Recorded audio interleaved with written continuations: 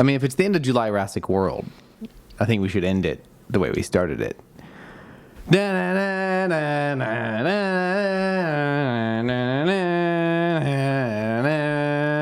July-rassic world. It's Monday night. What's up? Hi. I thought you were going to suggest we just start napalming the surrounding area. Is that how we started this podcast? That's how the first book ended. Yeah, that's how it ended. Yeah. We're just gonna. Welcome back to Rachel and Cameron. We're talking about how it should have ended. I think someone else has a copyright on that. I think so. I think this is a brand fresh new idea. Mm-hmm. No one on the internet's done before. Star Wars, Transformers, Godzilla, animation, whatever else.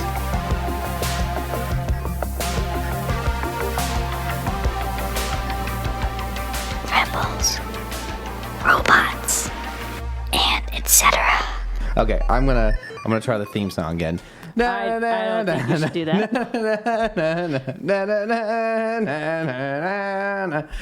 It's Starformers Wait, crap, I forgot. I don't have it written down right. It's Starformosaurus night. Welcome to Robots and... Oh, I cannot read, apparently. Wait, Rebels and Robots and Raptors. You know what you can't do? Sing? Yeah. Wait, I don't know. Vocalization of instruments, the opposite of acapella. Stay behind the tech booth. Episode 84. I'm Cameron. I don't know if I want to be associated with this bad singing.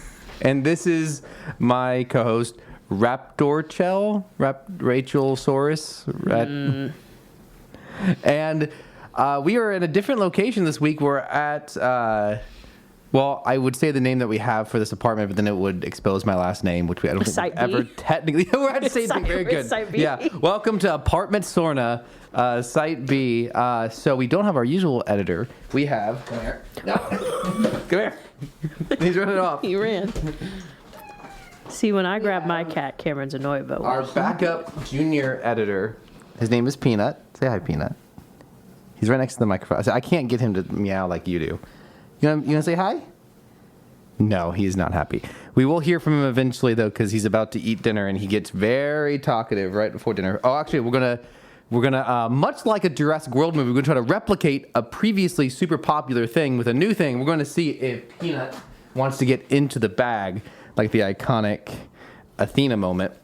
iconic Athena moment. You know, we're doing a good job, I think, of replicating the Jurassic World sequels right now with this podcast. All over the place, no focus, No bad plot. version of a thing that was previously good. Lost notes. Yeah, an absolutely disorganized script that no one can make any sense of. But if you don't forgot know... my book. Good thing I have it memorized. If for some reason this is your first episode, welcome to our bi-weekly chat about Star Wars, which wouldn't make a lot of sense based on how we talk so far. And what else did we talk about, Rachel? Probably not a whole lot tonight, but Transformers. Transformers on it when it suits us. Maybe we should do... If it suited me, it'd be every episode. Maybe that should be August. Maybe August should just be some Transformers content. I sent you an episode clip from G1 that we could watch. Oh, okay. On Instagram. We don't have to watch it tonight. Okay. I just said Yeah. we should watch this episode. Yeah. But we just talk about whatever we both want to talk about. And in June and July, it was Jurassic Park for the months of July-rassic Park and July-rassic World. We're kind of petering to a halt here with the last two and the definitively worst Jurassic Park films. I don't think anyone argues against that. I've never heard anyone... You can argue about, like, everyone agrees what the best one is. You can argue about what's in the middle, and then everyone agrees on what the worst two are. And that's what we're doing today. I've seen a very, very popular... It's not even a trend. I've just seen it consistently of people talking about Jurassic Park 3 on Twitter. And it's all the same vibe. Perhaps I treated you too harshly. Yeah, time has been very kind to Jurassic Park 3. I think... Look, I've always liked Jurassic Park 3. So I'm like, glad to know that you guys know... No peek when you see it. So we're going to be talking about Jurassic World Dominion. That's the third one. Jurassic World... We will unfortunately be talking about that one too. I constantly get... You have Fallen Kingdom, and then Jedi Fallen Order, right? Yes. And then is there a Forbidden Kingdom? Is there something that is what is Forbidden Kingdom? Is that a different movie series? Let's see. Yeah, there's a 2008 Jackie Chan film called Forbidden There's probably Kingdom. The Last Kingdom too, right? The Last Kingdom. I've not heard of The Last Kingdom. It's a 2015. There's 5 seasons. It's a British historical drama. Oh. Is this what you're thinking of? Because it is a thing. But no, I don't know. Forbidden Kingdom is a 2008 film with Jet Li, Jackie Chan, and an actor whose name I don't know, but I recognize him, Michael Angiarano, the kid from Sky High. Interesting trio there. Your iconic martial art actors, Jet Li, Jackie Chan, kid from Sky High. We are way off topic already. Kingdom of the Planet of the Apes. Aquaman and the Lost Kingdom. Is that the name of the sequel? Yeah. Is that really? That's the movie subtitle, or like what is? Aquaman and the Lost Kingdom. Wow, that's already. It's only been a year and a half, and I've seen this film. I didn't. And if you had put a gun to my head and told me name this Aquaman sequel, I would have said Aquaman 2, and then that's the last thing that goes in my head. The one without Amber Heard. Yeah. Indiana Jones and the Kingdom of the Crystal Skull, which was the first Indiana Jones movie I ever saw. You know, it only goes up from there. You also have... There's a lot of things with the name Kingdom in it. I don't know if there's anything like worthwhile. Kingdom of the Spiders, which sounds crazy. Men will do anything to not go to a therapist, and we will do anything to not talk about Jurassic World, Fallen Kingdom, and Dominion. It took me down to... So I'm on IMDb. 22 lists before we got to Jurassic World, Fallen Kingdom. Not even the movie. The trailer rescue. Very good. It's not even. So before we talk about the movie, I'm going to put as much space between us and the movies as we can, I guess. We have our section news, woos and boos. What kind of news do you have, Rachel? I don't think I have any news. That's not right. So right before you came over here, you texted me a very cryptic text message that I did not immediately understand. You just said, I just saw a commercial for The General with Shaq and Bumblebee. And if you don't know what The General is, that's a very confusing commercial because because otherwise, why would Shaq and Bumblebee be in the same thing? Like that almost sounds like a. They're the same height. They're fine. It's almost a Space Jam. Oh, the Peanut cat's in the moment. bag. I didn't even see. He's in the bag, and he's scratching. Cat's in the bag. He be scratching. Welcome, Peanut, to a iconic club. And he's out. I was gonna take a picture of him, but he's out. Cameron also conveniently leaving out the fact that he pushed the bag with his foot, which made him stop. No, I wanted to get him to stop scratching, but I was hoping he would just sit down. But we'll get him. We'll get him. A Shaq and Bumblebee team up sounds like almost a Space Jam-esque. And you know what? I would love if Paramount decided they needed their own Space Jam-esque series and they just started having a basketball celebrity play themselves and be with the Transformers. Maybe I'd be all for it. Maybe he'll be in the G.I. Joe movie crossover. You know, he's tried to act. I think he mostly put it off after his 90s did not go so well. You do know. So, okay, I'll bring this back around. Superman, big topic right now. Do you know what superhero he has played? Do you not know this? That Shaq has been a superhero in a movie, an actual movie. No. Related to Superman. No. He was Steel. Do you know who Steel is? No. In the 90s, when Superman died, after he died, there was the reign of the Supermen. There was 4 Supermen. There was a clone of him that was Superboy. There was someone brought his body back to life, but it did not have his mind or soul. Oh, and that had a name. Kind of like in Batman with Jason. Yes. Then you had Cyborg Superman, and then you had Steel, which was just a black man in a suit of armor with a big hammer. Really all it was. And he had a Superman S and a cape, but his name was Steel. And so Shaq played him in a movie in the 90s, but he was not in a shared universe with Superman. So he didn't have the S and he didn't have the cape. He's just Steel. He was just Steel. I'll give you an image just to complete it because it's really funny. I've never seen it. I've seen the Nostalgia Critic review of it. Oh my gosh. Okay, I've seen the image. He looks like Bible Man. He does. So here's what he looks like in the comic books. It's a fairly cool design, not a particularly famous character, but within Superman lore, somewhat famous. Did you watch the Batman movies? Regardless, the reason why I felt like I could transition to Superman is we both saw it, and it's a big topic right now. So I thought in the news, woos and boos, we could just give a couple sentence reaction to it. I'm a Batman girly, and I thought it was fun. Yeah, I am a huge Superman fan, and it was nice to have a nice smiling Superman. I mean, it's kind of hard to say anything original about it. I feel like everyone has Cameron, we're going to get same canceled opinion. by the Snyder Bros. Well, don't care. Don't care. It's a lot of fun. Go see it if you like superhero stuff. I don't think it does anything super new as far as superhero things are concerned. It doesn't reinvent the wheel, but I think it does it well. Cameron sent me a very funny Instagram post that was me because, like I said, I'm a big fan of Batman. I spent 2 summers where I watched every single one of the Godzilla movies available from 1954, I think, up into the 60s to the end of the Toho era. That was a lot of movies, but you get past the first 3 and every single other film is just cut differently from those 3. Yep. But and then I watched every single animated Batman show and movie on HBO Max, which is 20 something. It was fun, except for the Killing Joke, the worst one out of them, if you ask me. Garbage. I hated it.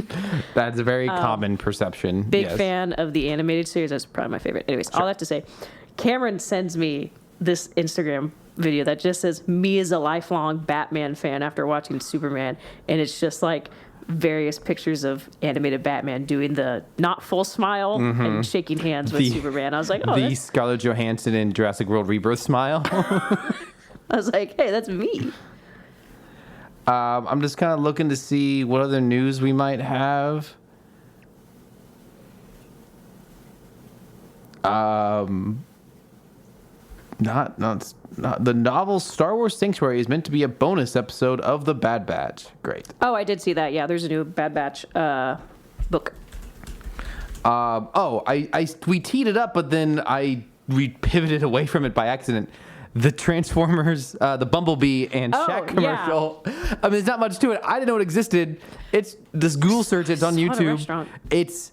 So the General is an insurance company, and Shaq is their spokesman, and it's really Shaquille O'Neal, the basketball player, and he's with a short CGI General, who's the mascot, and he's at the mechanic. And they're talking about insurance, and it's a very distinct classic yellow Camaro with black stripes, and then it transforms, and it turns out it's Bumblebee.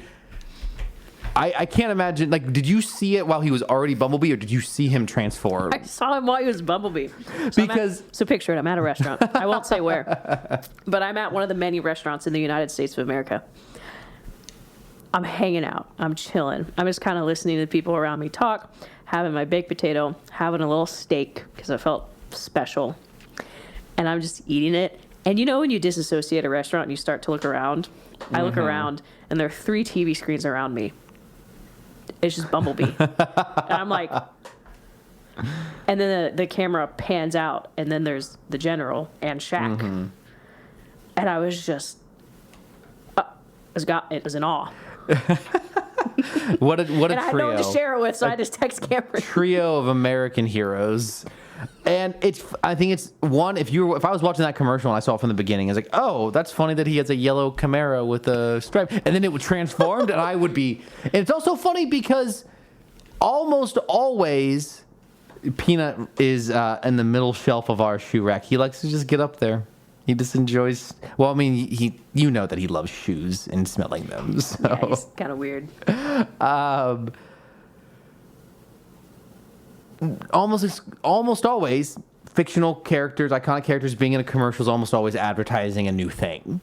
Other than like old cartoon characters like the Peanuts or like the Flintstones or something. They have gummies. Peanut just fell out of the shoe rack. He's causing a lot of problems.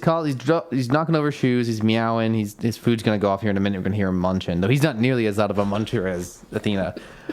She's the stock noise muncher provider. Peanut, don't you know editors are not supposed to make noise during the podcast?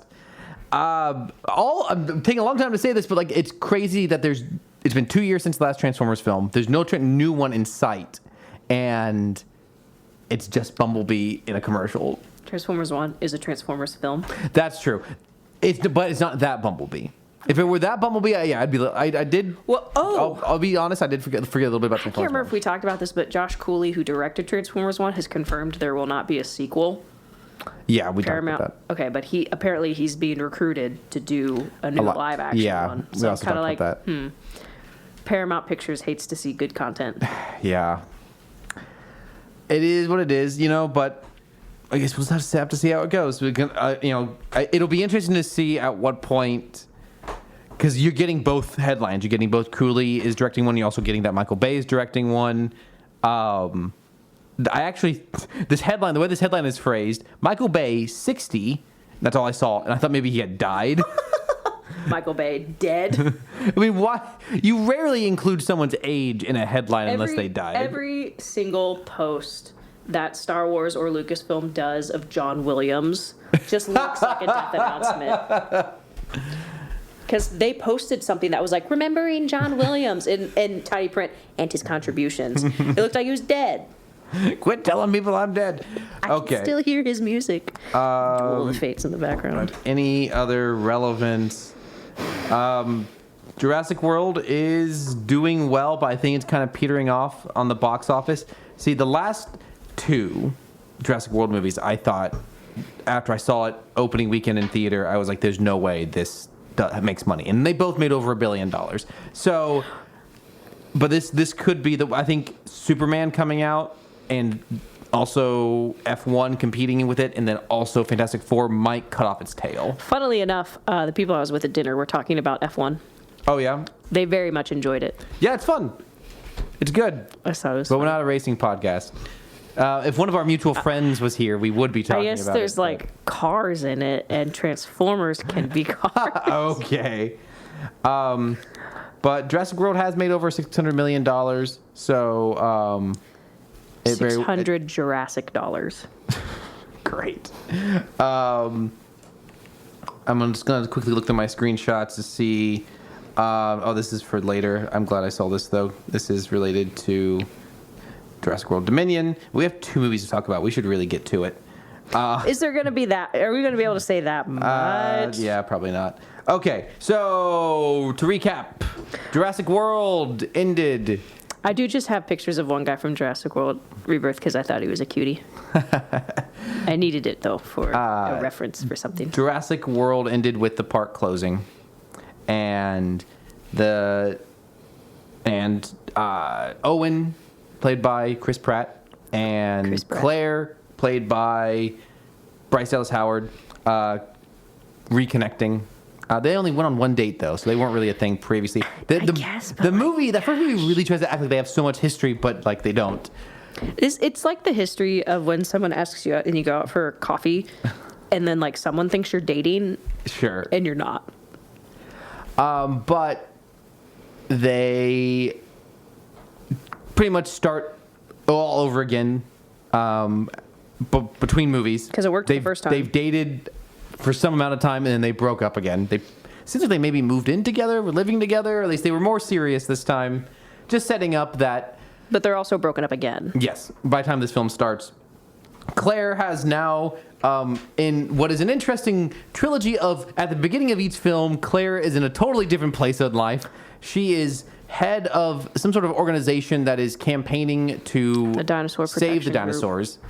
Because the main plot is that apparently Isla Nublar is just a ball of lava ready to explode at any given moment. So they're like, the big plot is we have to save the dinosaurs. Yep, that's pretty much it. Isla Nublar is about to explode as a volcano, and so they want to save them. A previously unknown rich old man that's definitely not supposed to be this movie's version of Hammond, Lockwood. So here's the thing. So Benjamin Lockwood is Hammond's business partner, and they grew apart. In the book, Hammond had a partner similar. It wasn't Benjamin Lockwood, but his name was Norman Atherton. He was a Stanford geneticist who had terminal cancer, and he died. Interesting. They created the tiny elephant together. I see. Well, this movie presents Lockwood as the guy who really helped develop the technology, the science of creating the dinosaurs, and they had some sort of disagreement at some point that the movie never really elaborates on what that was, right? I think it's the implied big plot twist at the end. They differed on the use of genetics. You're right. So, just so we don't have to, I'm not going to skirt around things. There's a young girl in the second half of the movie takes place in Lockwood's mansion. Estate. We go to the mansion towards the beginning of the movie for Claire to meet him. Continuing from where the plot we were doing. Lockwood wants to fund transferring all the dinosaurs still on to another island. Isla Nublar, right? It's the original island, into a new island that would be their sanctuary. I just forgot a piece of news that I need you. That it's very. I forgot to tell you. Okay. It's Jurassic Park related. Okay. So I'm at dinner. I just came from a dinner. It's very tasty. Big fan. With and one of the ladies there goes, Rachel, I have to show you something, and she pulls up a picture on her phone. They went to Hawaii and flew over Maui. And she goes, so in Jurassic Park, there's that rock in front of the island, turns it around. And it's the opening shot where you see that one standalone rock. Apparently they shot that in Maui, which I didn't realize, but I got a kick out of the fact that she saw that rock and went, I have to take a picture of this for Rachel. Yeah. And I thought, the only context is that there's also about 40, 50 years difference of age between us. So I appreciated the fact that she thought of me. That's fun. That's super fun. Anyways, back to dinosaurs, but that was dinosaur related. So Lockwood wants to fund... like a reserve. Yeah. And they go to the islands so Bryce Dallas Howard has to... Okay, sorry, I'm kind of replaying it. It's a movie that's easy to forget. They want Blue, most importantly, for unknown reasons to everyone else. And so they need, obviously, Owen Brady. What do you... Trying to get our editor to pay attention. Do you know where he is? Well, when I last saw him 2 seconds ago, he went that way. Rachel's just flicking her fingers back and forth under the table, but I can see Peanut hanging out behind her. So they managed to recruit Chris Pratt. He immediately says no and is really reasonable. And also... Because he says they should die. And you know what? We'll talk about this. You know what? Okay, we'll get into that later. But how does she actually convince him to do it? She emotionally manipulates him and says... Yeah. She brings up the fact that he raised Blue from when she was a baby. Yeah. And he agrees to go. They go. They have two new sidekicks that are annoying, but they'll be in the next one. The guy from Detective Pikachu. Yeah, Justice Smith. And then it turns out that it's pretty much just Jurassic Park 2 again. They don't want to take them to the island. They're going to take them back and sell them. They try to kill our main heroes. Everyone gets separated. The island explodes. It's a big thing. If you ever saw the trailers, that was kind of the big hook of the trailers.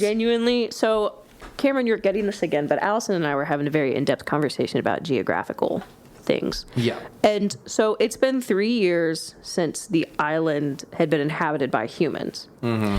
As you're watching this island explode, like the ground just cracks and there's already lava almost surface, like there's lava surface level. That is geologically crazy to go from 3 years to at least a safe island to basically just being a pocket, a little, a pimple or a blister, you say, of just lava underneath. Outrageous. Not impossible, but the geographical movements required for that are just crazy, because you see they're at one point they come up on the coast after being in the water, and there's lava seeping out of the ground from a hill by the coast side. That whole island is just a I think you said it great. A pimple. panini of lava. No, I'm thinking panini press. What's the folded pizza thing you can get?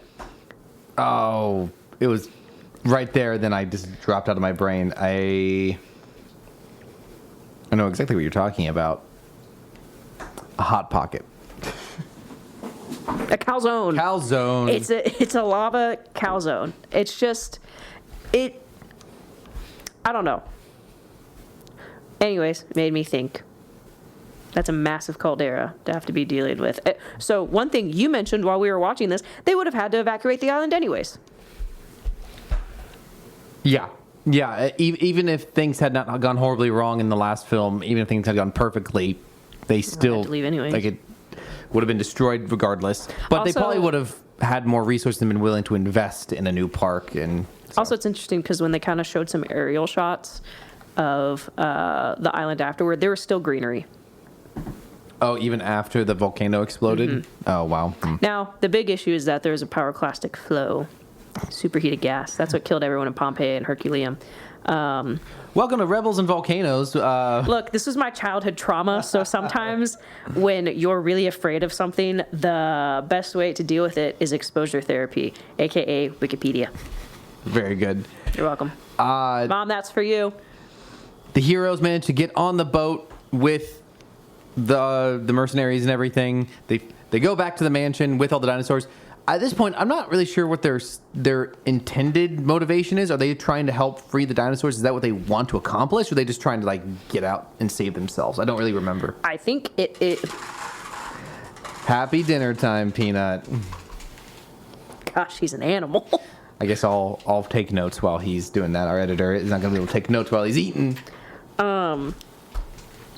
I think it was a mix of both. I think they were thinking we have to get out, but also we have to figure out what they're doing with the dinosaurs, because this obviously isn't a new nature preserve. Mm-hmm. Yeah. So they end up at the mansion. They eventually, I don't know what their original motivation is, but eventually they end up. They're trying. I think they're trying to stop them from. I think they're selling trying to get dinosaurs? blue. Yeah. Yeah, they're trying to stop them from I selling don't know dinosaurs. what they hope to achieve when they have a bunch of dinosaurs already now being held in cages. I don't even remember. It's like in Montana or something. Yeah. It's somewhere out west. But so they meet a young in girl. the United States. Young girl that's supposedly Lockwood's granddaughter. Turns out she's a clone of Lockwood's dead daughter. And they use obviously the same genetic technology they used to make the dinosaurs. That's a big twist. The little girl doesn't even know. She learns. That results in eventually her Claire feels so much guilt around the dinosaurs and goes to release them and chooses not to, and then the young girl named Maisie. But Maisie. the reason Maisie. that so Owen is smart in this film, and so the option was the dinosaurs in the basement of this estate, and there's been a damage somewhere to one of the like steam lines because there's a huge high-tech basement lab. And so it's basically filling the room that all the dinosaurs are in. It's filled with gas. Yeah, they're about to die, right? They're not just releasing them, they're we can't saving see them out, you know. And Owen's like, Claire, you really can't do that. So Claire makes the decision to not free them. Mm-hmm. Yeah, I think that's probably your big point of the movie is this film's perspective on the animal world and dinosaurs. So I think that'll probably be our big closing point. We'll come back around to it. The movie ends on a big cliffhanger of the dinosaurs are now all free out in the world, Or at least within the state boundaries of I don't know, Utah or somewhere Montana, up northwest of the United States. Colorado. I don't know. Pacific Northwest. They begin and end the film with a court case trying to debate whether the government should intervene and try to save the dinosaurs. And the star witness is Ian Malcolm, a.k.a. actor is Jeff Goldblum. And pretty much just in a way to get him in the trailers. He doesn't interact with the movie itself at all. They just wanted him to say, "Welcome to Jurassic World," is the idea. And the movie ends. Much like the first Jurassic World, I didn't hate it as much as I remembered hating it, but it's still bad. I want to be positive. There's some fun stuff. When I think about it, especially after a week after we watched it,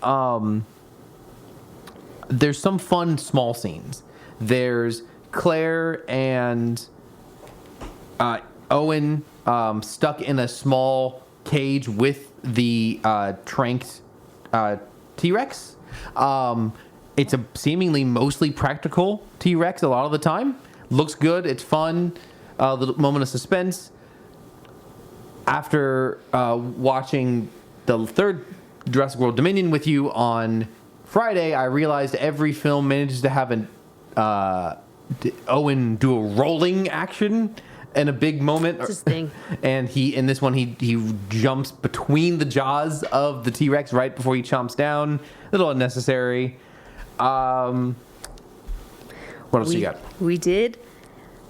We see the first scene and we noticed an actor that crosses over with something we love a lot. Is this your biggest dub? Just the fact that no, he's in this? I will save it for the dubs. Joking. I'm joking. We are dubs. We're doing dubs right now. Okay, we're doing dubs. All right. So I recognize this little guy. He's not a little guy. So the opening scene is actually Biosyn, which they're back. No, I'm dumb. It's not Biosyn. Atherton's, what are the old man's men, whatever, going in, and they're in the Mosasaur exhibit getting a bone chunk from the Indominus Rex.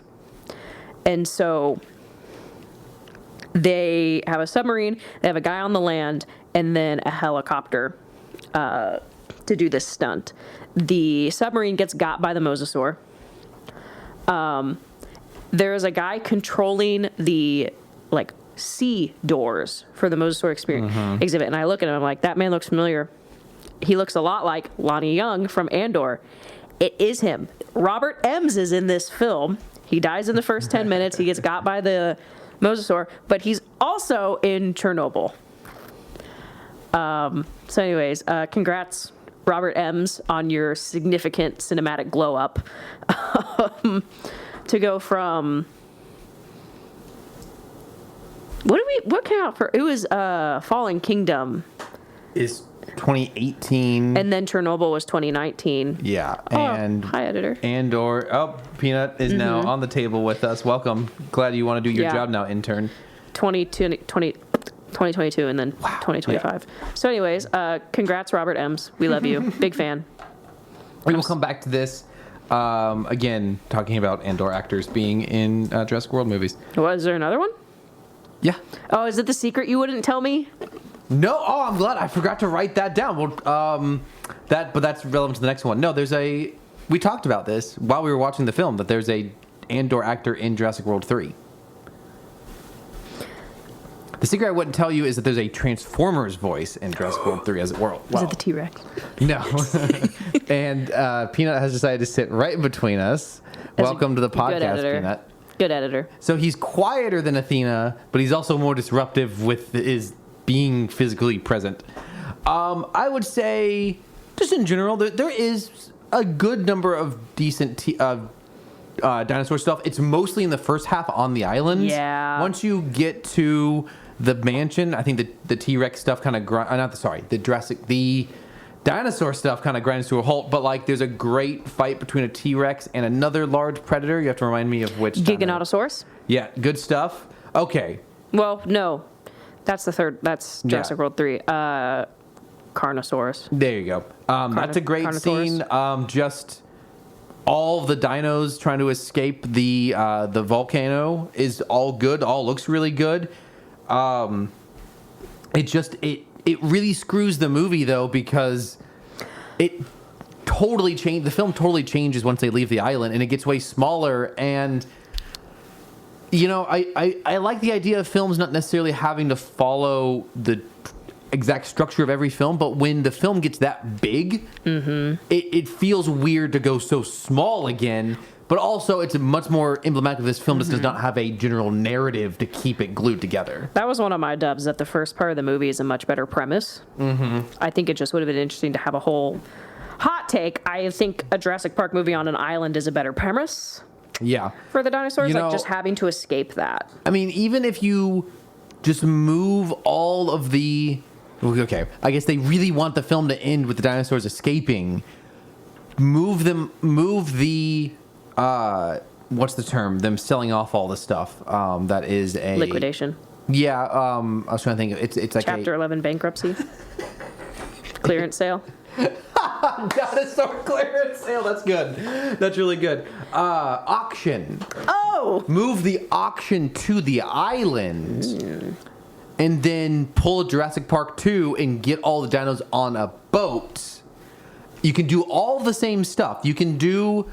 I mean, what people like about this movie generally, when people talk about this film, I feel like it's that they like the idea of like this haunted mansion element. But that's just too small after you have a volcano island element. But you could do that on the island.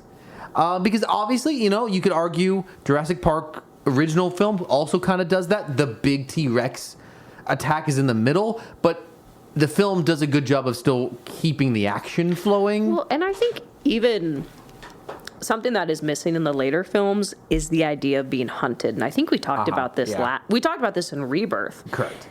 Yes, the T-Rex happens in the middle of the film, but when you're watching the first film for the first time, like you are very acutely aware that your main characters are in danger, whether it's from the T-Rex or the raptors.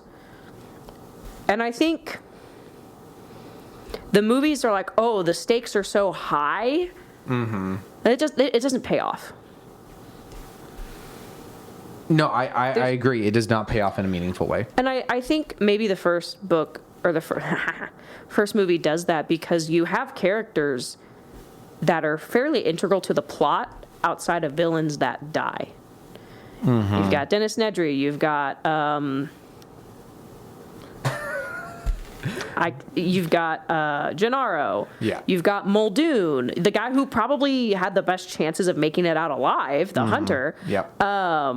Arthur, computer nerd. Yeah. So you have characters that actually had a significant amount of screen time die. That doesn't happen really, I think, in the newer films. Sure. Sometimes you gotta pull people along to be like, do you like this character? You like this character? And you gotta kill them. Sure. No, that's a really good For point. the plot. And I mean, I think almost anything we're saying about this film will probably carry over into the next one. And what you're saying there is doubly true for the next one. We'll get to it. I think I would like to, let's see. Let's finish up dub so we can just rag on this movie for the rest of the review. You're going to have to remind, this is a long name that I'm looking at that I don't know how to pronounce. I just call them Pachycephalosaurus. Pachycephalosaurus. There you go. Not so bad once you say it out loud. He's a little guy with a big head, a big rock for a head who just crashes through walls. I like him a lot.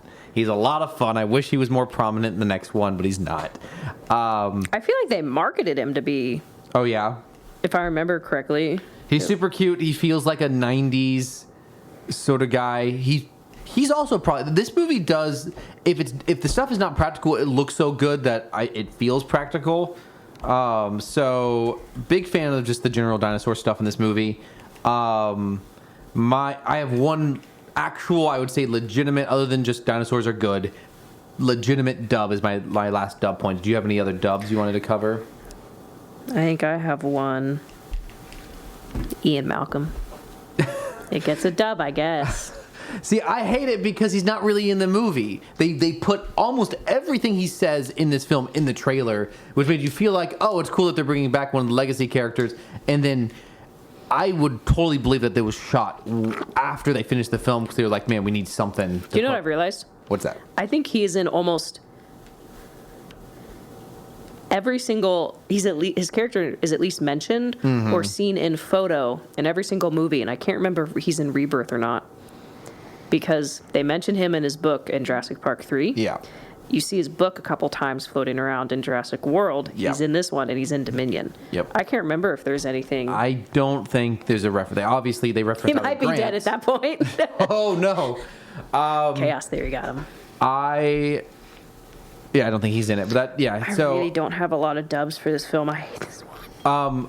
A scene that I think a lot of people do actually like about the movie that is effective is as everyone is leaving the island, you see a brachiosaur, right? Approaching the dock, and you just see it overtaken by smoke and ash, and you see its shadow as it goes down. And it's crying. Yeah, it's... And...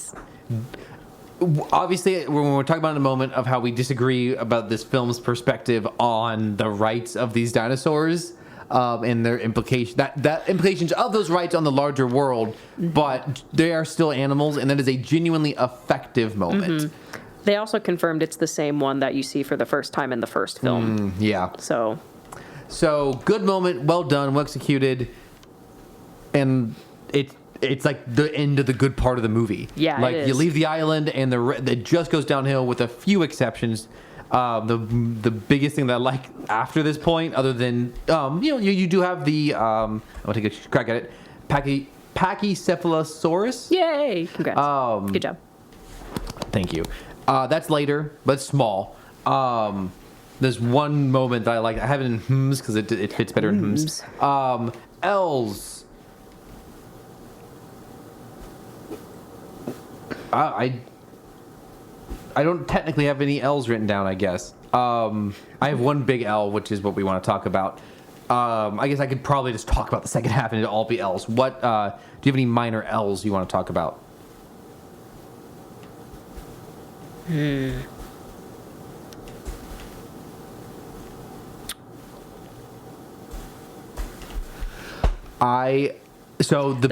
whole movie's an L for me. The big element of the second half of the film is that. So why they needed, they being just the bad guys, they needed Blue to like raise what they made an Indoraptor. It's the Indominus Rex but shrunk down.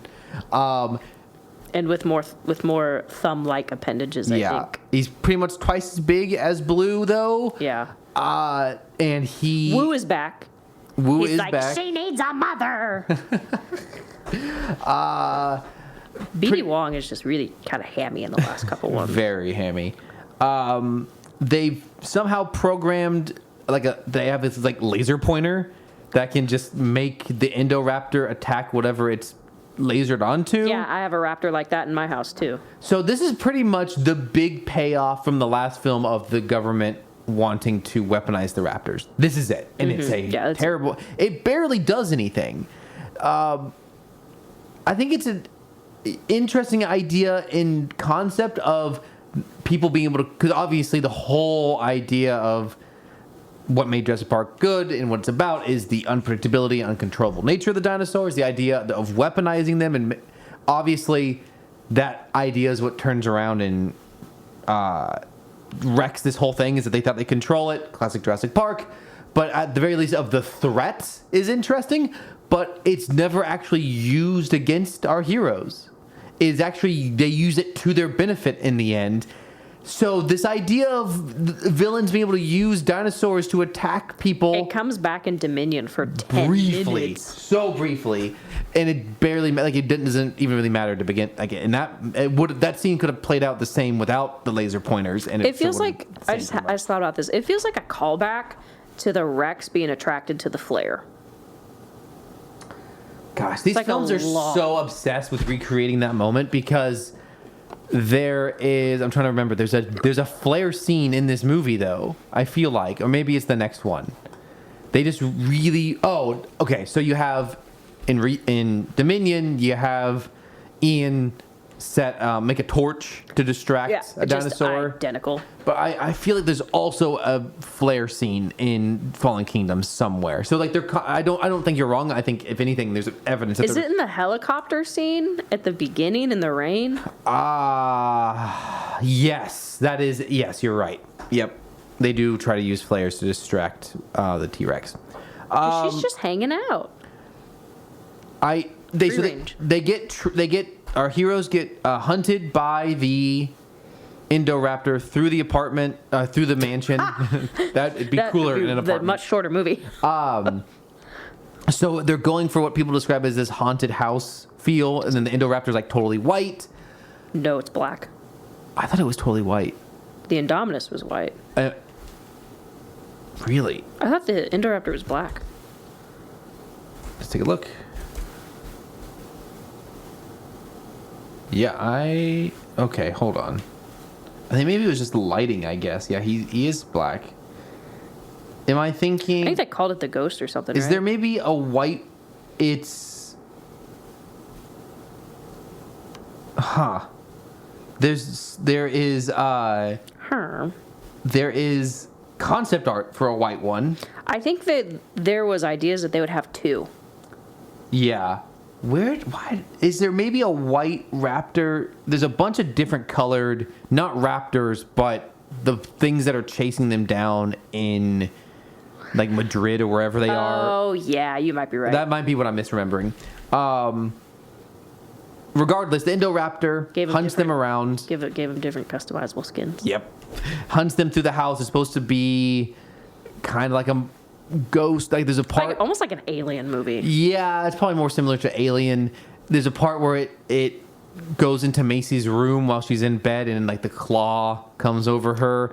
And it's just... dumb. It's the exact same problem I had with Jurassic World, which is the Indominus Rex just did not behave like an animal. It behaved like a monster, like a movie creature, and this is doing the same thing. Like, why is it creepily putting its claw like an animal would not? I know it's supposed to be more intelligent than an animal, but this animal is so aggressive that it would not. Now, what I do enjoy, I do think it does fall a little bit too much into the unnecessary intelligence / it trying to deceive people. But when it lays down and the lead hunter guy comes into the cage to get its tooth, and it when it fakes getting tranked. Yeah, and it distracts him with his tail. That's a somewhat effective moment. But even then, like, how does it know what the trank dart is supposed to be doing? Like, how does he know to play dead? If they've tried to trank it before, I guess. and they didn't. Look, I'm just saying. No, that's possible. He's been tranked before, so he knows what the darts are supposed to do. So he knows it's okay, I guess. Or the Indoraptor can do very short-term math. Okay, let's go to the big L. The big thing that you really hate about this movie. Well, I don't know which one. I have two. Oh, please. I'm going to start with the one that's probably going to take the longest. Okay. Or maybe not. Maisie. I think I personally think that humans shouldn't be cloned. I think it's a gross misuse of genetic power. I don't know how to reconcile that with like what we believe, that every human has a soul, has been designed by God. I don't know how to reconcile that with like the idea of cloning a human. You can call me a boomer or whatever. I don't think it's good. I think we,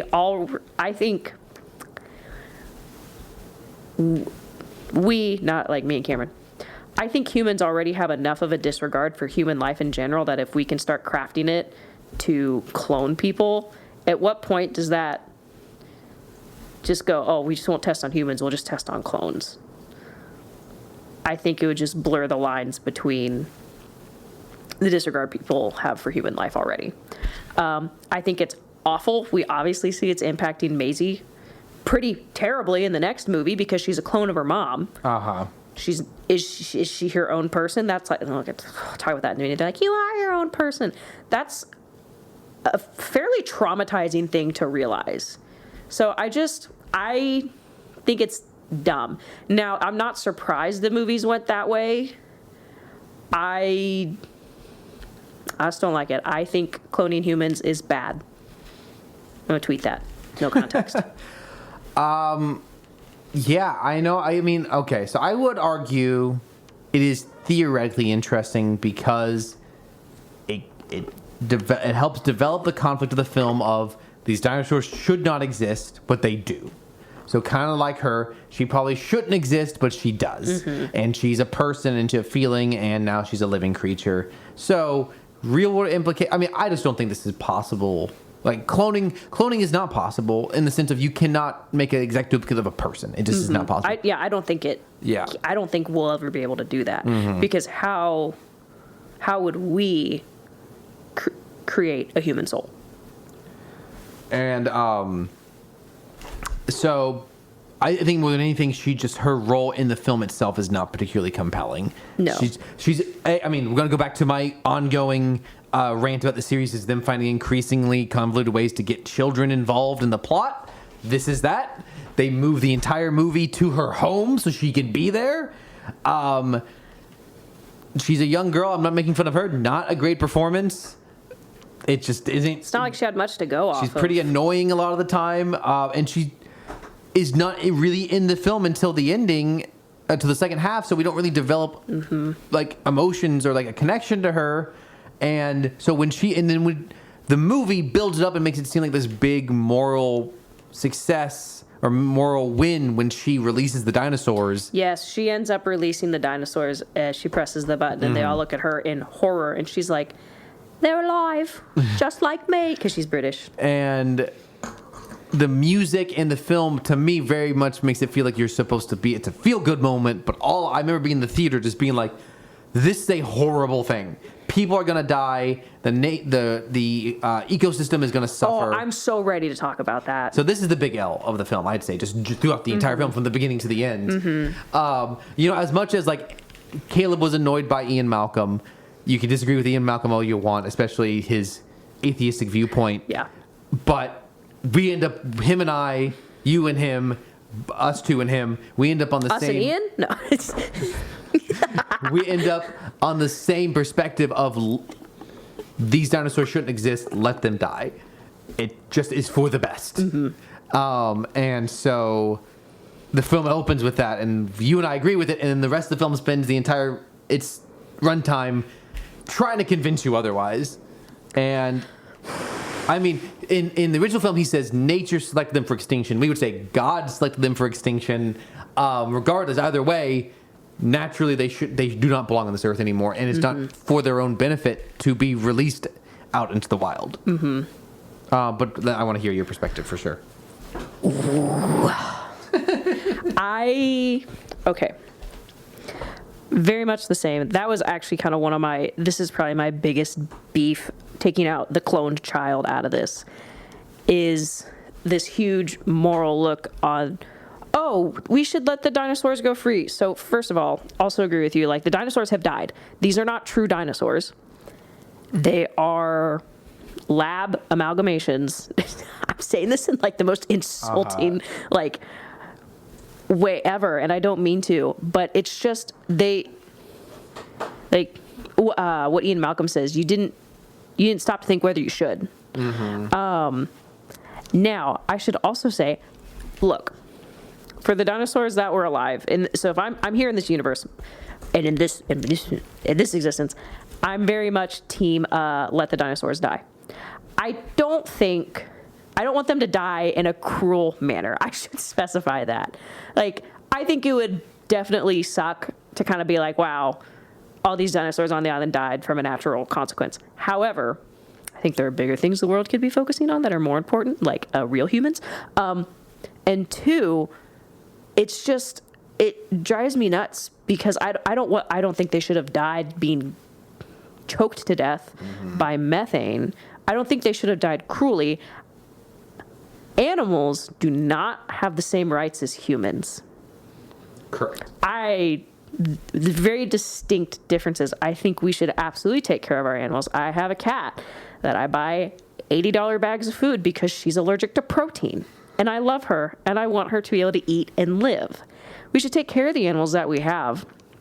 They shouldn't like die in cruel ways. However, if you're going to compare a human life to a dinosaur life, let them die. They, like you said, they've had their time. They have gone extinct. I don't think this is. I was really kind of confused when they went to this. Oh, this is a huge moral dilemma. I'm like, this is your moral dilemma when people shoot house cats with BB guns just for fun? This is the hill you want to die on? And then to get into the idea of releasing dinosaurs, oh man, I hate that. I hate the end. I'm so sorry. I hate the end of this movie because one, they just released apex predators into wherever the heck this movie is. They released a T-Rex. They released a Carnotaur, whatever. Too many Sauruses and Tauruses.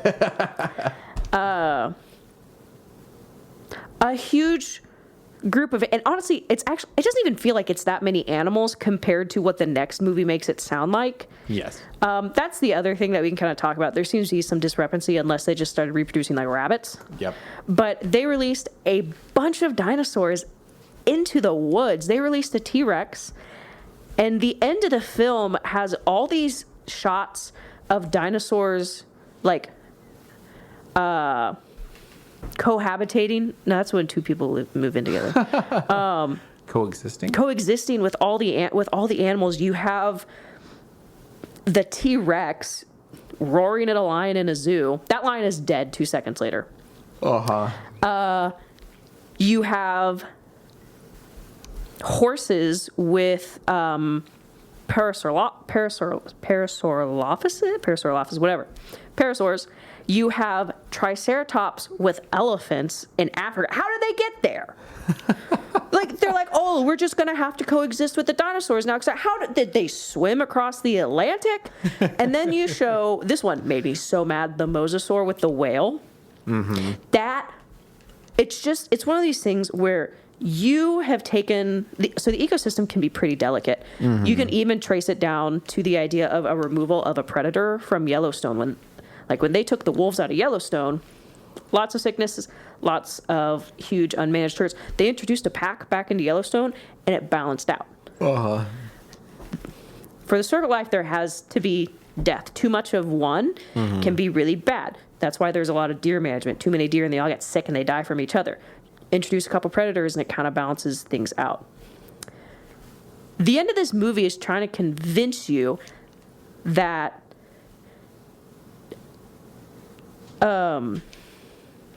releasing these dinosaurs is going to be perfect and put the world into equilibrium. I do not believe that the whale population didn't suffer immensely from the release of a mosasaur into the ocean. Whales are already having a rough enough time with us as humans. You put something that can eat, I don't know the metabolism of a mosasaur. Sorry, I'm not that much of a dinosaur nerd. That can absolutely just destroy these animals easily. You have other endangered animals that are going to have to be competing for how many more resources now because you put out a bunch of super herbivores. You have people who are going to die because an apatosaur took 20 minutes to cross a road and you drove 60 miles an hour into its leg. It's like hitting a moose. If the moose was like 20 times bigger. And it makes, sorry, I'm going on about this. No, I totally agree. I agree with everything you're saying. This made me so mad because it's just like,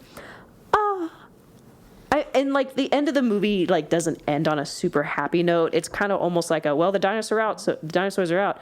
You better get used to it. It's just completely reckless and disregard for the balance that we already have. And it really annoys me. I don't think I could say it better myself. I think you nailed it.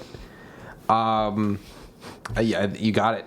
And so that goes right into Jurassic World 3, where Claire's new job is being an eco-terrorist and breaking dinosaurs out of wherever they're saving them from. Now, I will say, also, again, it's just one of those things where I think it's only a couple of years, like maybe 5 years or something, there's just the jump in numbers of dinosaurs has increased dramatically compared to what escaped the Lockwood estate. That Correct. actually kind of confused me. They're at like a trike breeding facility for something. I don't know if it's for animal testing. There's a lot of DFW. What is it? The Department of Food and Wildlife. Department of Fish and same thing. Department of Fish and Wildlife. They are mentioned probably 5 or 6 times, and I think it turns out there's like corruption in the DFW too. I think is what it implies. So it's just, yeah, it's just. And so Claire is breaking them out of places. Owen is helping lead, hunts to not kill them, but to like bring them back to save them from just random areas Did of we the want wild. to do hms? Oh, yes. Sorry, didn't mean to skip. Sorry, we were hating too much on Yeah. Fallen Kingdom. Let's just do all the hms together at the end because that's the best part. I don't have no hms for Fallen Kingdom at this moment. I'm just, it's either Okay. L's or. And Owen and Claire are raising Maisie together, and the plot then is she gets kidnapped and they go to save her, and it leads them to yet another park. That is it Biosen's park, or is it? Yes. Yeah. Also, Blue is back and living in the mountains of the Sierra Nevada with a baby. Yes. Oh, they also took her baby. Yes. Yes, they they took took Blue's both baby. of them. And Dodgson is back, played by a different actor. Yeah, Louis Dodgson, the guy who gave Dennis Nedry the Barbasol can in the first movie, is back. And he's the character is now very Silicon Valley CEO coded. Obviously, the most famous of which being Steve Jobs, but I'm sure they're probably taking inspiration from other ones as well. Bill Gates. Bill Gates buys up a lot of land, apparently. Great. You're welcome. Then you also have Elon Musk or whatever. they have Dodson's and Biosin have recruited the help of your original trio, Sattler, Grant, and Malcolm, and they all three are in the park as well.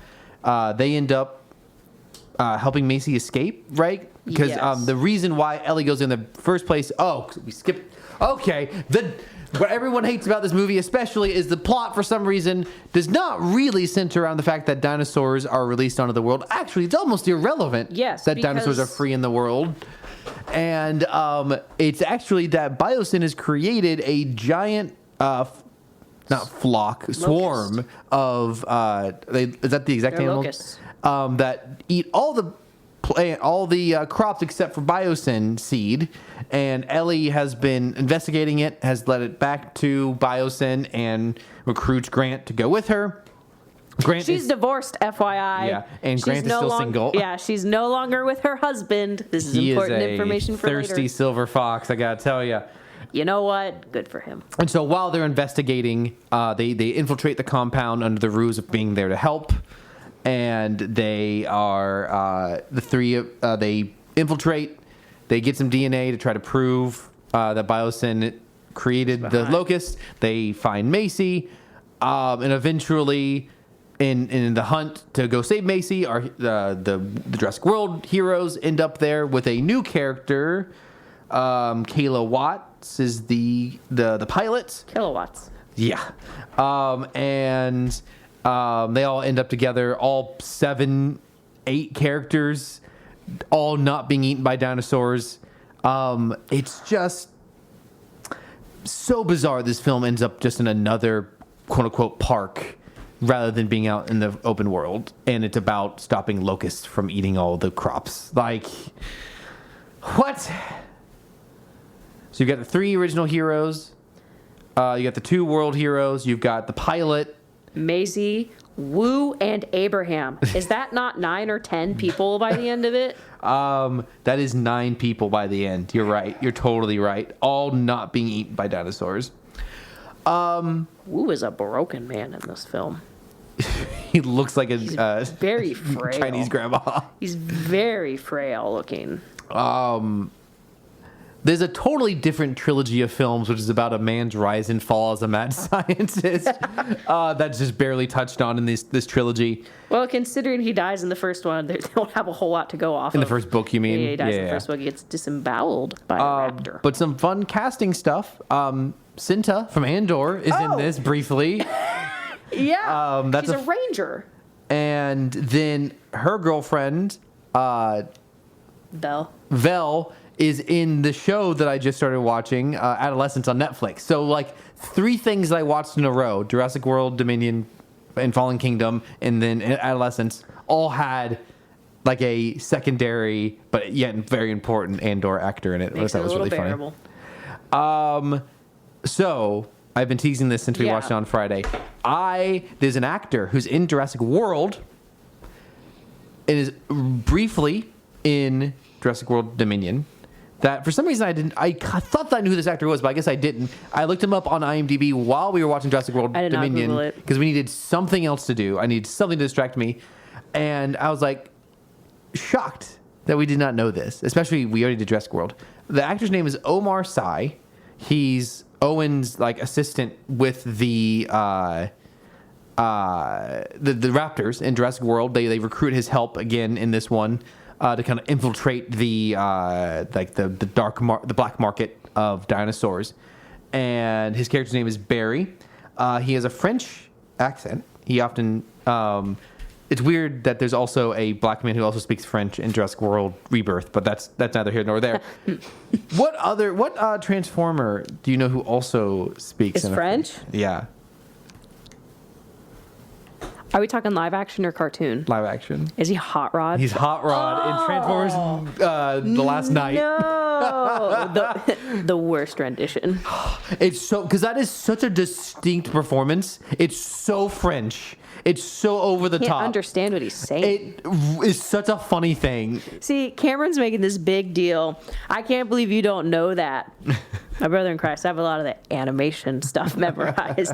It's just so funny. I think I've seen the Last Night 3 times. And that's probably too many for this lifetime. Yeah, and once was for this podcast. It was one of those 3s for this podcast. Yes. It's just so funny that we did not catch that. He was in one that we already covered. But anyways, I think it's because by the time we got to the Last Night, we were ready to. That's true. Yeah, Hot Bot Summer was a tough time. Regardless, what about our summer name?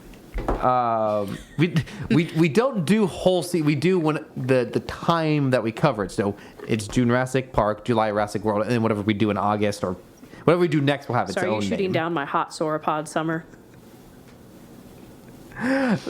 That's not our typical naming structure. Our naming structure is for what we covered and the time we covered it. If you want to call it Hot Sauropod Summer, but we can. My mom has been listening in on these recent episodes, and she made a group chat between me and Cameron specifically. Mom, I'd like to hear your thoughts on Hot Sauropod Summer. Thank you. I don't think it's bad. We already have a name, June-rassic Park. It's clean. July-rassic World. Not so as clean, but funny coming after June-rassic Park. Anyways. I think it's good, but I can see where you would disagree considering your names have 10 more words in it.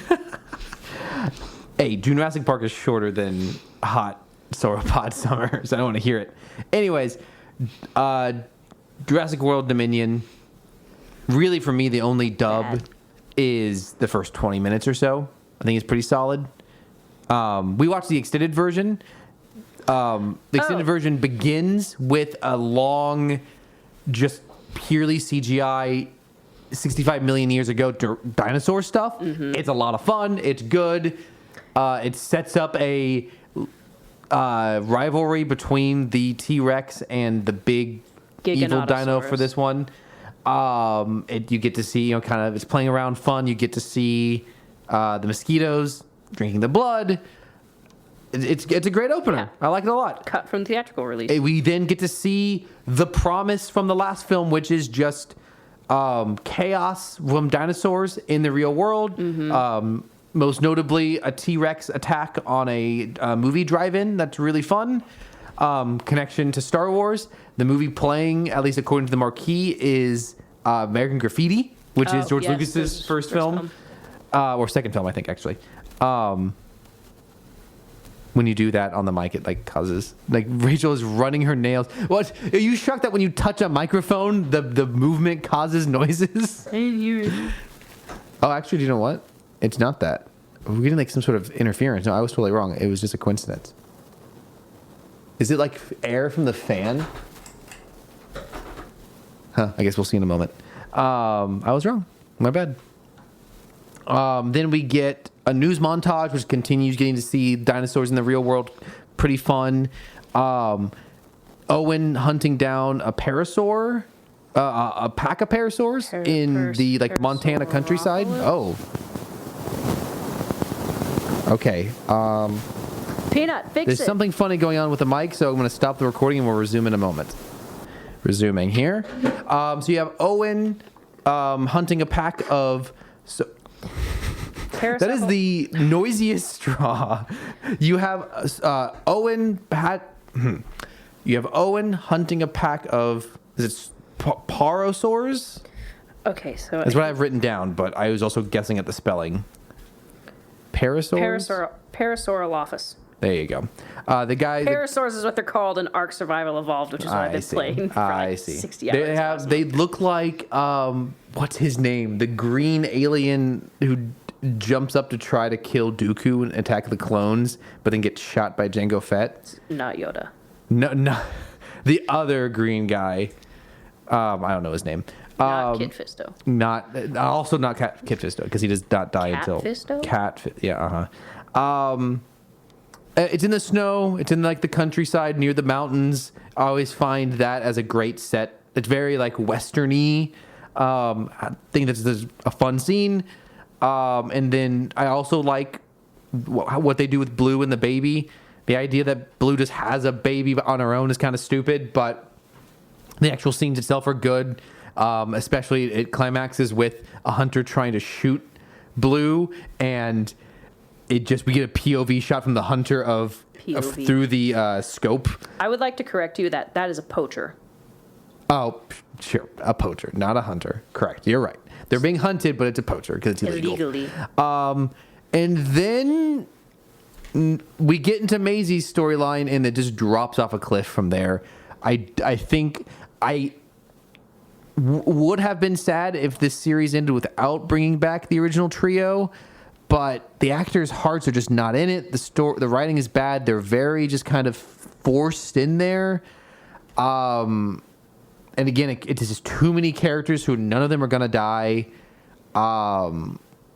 Yeah, I don't know how you fix this film. I don't have as clean. Like, I feel like I really enjoyed us being able to like kind of fix Jurassic World Rebirth, but this one, I don't know, man. I don't know. You got to scrap the whole film. Do you have any positives on this? Oh, I was going to talk about how we could fix it. Oh, if you have an idea how to fix it, please go ahead. Cut out the bit in wherever Owen and Claire find the pilot. Cut out that. Is it Madrid that there is? See, I agree from a structural and a plot level and a I'm trying to think of the word, like the way it flows, the flow of the movie, it disrupts that flow. But it's also the only other time after the opening that we get dinosaurs in the regular world. Yeah. Or hear me out. Our group does not rejoin at all until the very, very, very, very end. Yep. I almost wonder if Owen and Grady, who's that? My other thought is Claire and Owen are either imprisoned by the FBI, because apparently they are persons of interest, or Biosyn for the entirety of the film, and the original trio is the one that has to fix everything, which is kind of what's happening. But doing something to where it's not just a cluster of 9 characters by the end. Someone needs to be gone just so you can have appropriate screen time. And it was very clear at the time that they were trying to pull a Endgame. Endgame. This is 2022. It's 3 years after Endgame. Here's the thing: I didn't like Endgame either. So, well, it's not a plot thing. It's a just bring back all of your characters from a series for one last big thing. And the next movie came out 3 years later. That's less time than the time between Dominion and Fallen Kingdom. So like, it was not the last one. It's kind of wrapping up the Jurassic World trilogy itself, but I kill more characters. sure. Kill more characters. You know what? What if Wu died in this film? And maybe Yeah, Ellie, he's the obvious one to kill. yeah, and the reason, and he's like, I have an idea. He knew how to kill the locust. He created like a failsafe, essentially, almost kind of like how there was the lysine contingency with the dinosaurs in the first one. But what if he had died, getting them the information? He could do something good Yeah. with his life, Yeah. self-sacrifice. He's dead, and maybe Ellie is the one that releases the sick one to kill them all. Yeah. I could see that happening. There needs to be more character death aside from the big baddies. It's just dinosaurs don't discriminate. You die. Less characters, or if you're gonna bring back the original like the original 3.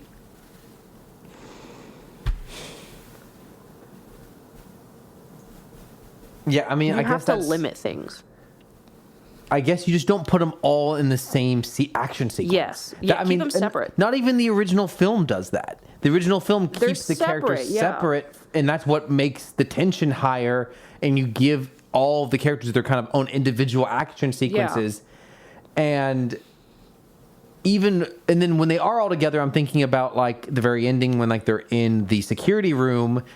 It makes sense that they're together, and there's also multiple dinosaurs attacking them, and they still get kind of like separated. So Also, the original trio were far kinder to Claire and Owen than I think I would have been. If I had been on the original park, gone through that, and then found the people who were on the island a second time, that's a really good point. I think. And then look, I know they're in a very precarious situation, and they have a little girl there, but I probably would have been like, "Oh, you were on the second park. Didn't go the way you expected, probably, right?" I just, obviously, Claire is trying to atone for her mistakes, I think, but who would have thunk? Yeah. Maybe I'm a pettier person than Dr. Alan Grant.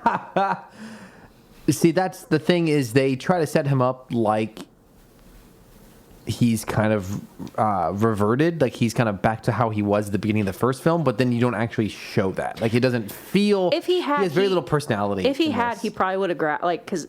So the thing in his dig is he doesn't have enough money, so it's a tourist destination now. I think if it was the original Alan Grant and those teenagers were like, "Why do you even bother digging up dinosaurs?" He would have grabbed their phone and thrown it. That's original Alan Grant. I think it's just.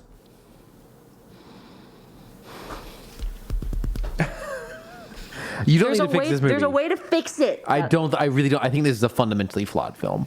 Like, they had they gave themselves an incredible setup of the dinosaurs being free out in the world, but they clearly, when they made that movie, Fallen Kingdom, they didn't have an idea of what they were actually going to do with it. Well, I wonder if they backed up with, if people were like, well, that's kind of dumb, and they backed up with it. You know how kind of with the sequel trilogies for Star Wars, they were very receptive to people's feedback instead of having. Oh, speaking of which, we didn't even that's a good thing to bring up. We didn't even talk about Colin Trevorrow directs Jurassic World, does not direct Fallen Kingdom, was supposed to direct Star Wars Episode 9, got fired, and then it kind of feels like he's trying to prove himself by coming back and doing this one, and really proved why he would not have been good for Star Wars. I did like some of the concepts for Duel of the Fates, though. Oh, it probably would have been a better film than what we got, but it also could have been, just based off of this film, a disaster. I think also there's just a complete underutilization of what they do have in the attempt of doing too much. You need to look. You can have a new park in the Alps. I don't know where it was, somewhere in Europe. You can have a new park, but you need to condense it. Honestly, you have this whole brand new park with a bunch of threats. Take a group out to survive in the jungle. Yes, it's like the first movie, but that's scary. Yeah, I mean, honestly, I feel like maybe the movie would be better if it was just our main heroes trying to round up dinosaurs, and they're having to compete with Biosyn because Biosyn wants them. That's a fine plot, is just a race to save the dinosaurs and put them on an island, versus Biosyn is trying to steal them, and then maybe you create some sort of big objective at the end. Maybe halfway through the film, maybe not halfway. Like the last act of the film is Biosyn wins. They take them to their own park. You go there. Then the objective becomes we're going to take them down and use their park. You can still have the park elements, and then along the way they picked up the original trio. Very clean. You don't need the Locust. You don't need Macy. You don't need Blue having a baby. You could even have like Blue in the film. Blue could be with them. It feels like that whole plot line feels like a weird underlying situation where someone has an issue like GMO crops. Yeah. I won't get into that soapbox, but sometimes they're necessary. And that's all I'll say. I have one last, as we were talking about it, we pretty much hit all of my L's. The movie should be much more fun than it is, and ridiculous having so many characters run around together. Sorry, not to go on. I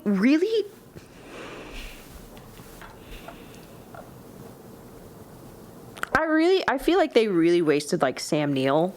Oh, 100%. They wasted all of them. But I liked watching Sam Neill when Chris Pratt wasn't in the room because they just kind of become a mirror of each other in a way. Because you're supposed to have like the gruff dinosaur guy. But you put two of them in one room, it doesn't really do much. Either Owen needs to be more Muldoon. Yeah. Because that's kind of how they brought him in the first part. If you're going to be Muldoon, you gotta kill some dinosaurs. You gotta be willing to do it. Yeah. It's just it doesn't do much character-wise. There's not a lot of differentiation between them except for old and new one. I don't disagree. I want crazy Sam Neill from Jurassic Park 3. Yes. No, that's a good point. That is a much better rendition of him for a sequel.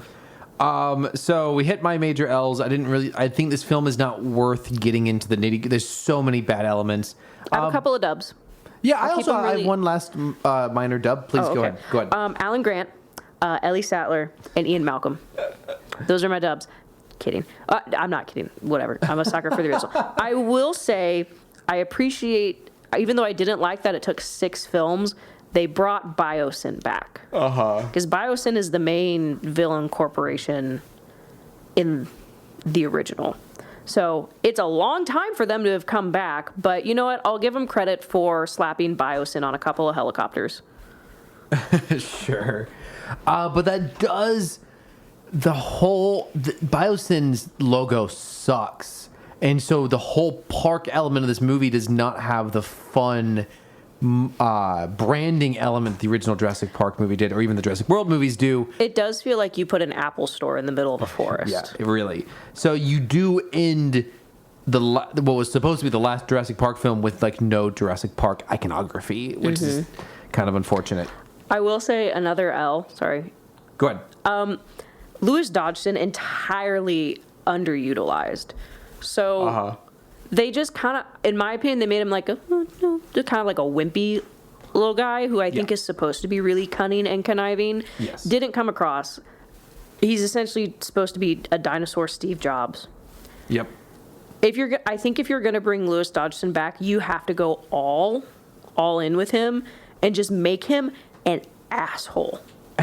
Like you bring in some of the book stuff of the guy who's just going to kill someone to get what he wants. Yes. The guy who released an airborne version of rabies over unsuspecting farmers in Chile. Bring back the guy who's absolutely ruthless, who in the books is known for probably being one of the worst, not one of the worst humans, but like he's pretty low in the list in the geneticist's fandom career, whatever it's called. I don't like I don't like the simpering version that we've got of him. Do not disagree. My last dub. He should be a threat. They really try to turn it around towards the end. But I kept it it's like they kept building up to the idea that he was just going to pull a gun on someone. Yeah. And then and they immediately backed up on it. I just go all in or nothing. Yeah, no, you're totally right. Last little dub for me is I actually did quite enjoy the black market sequence because it's That a does lot of make practical dinosaurs. You have dinosaurs fighting each other.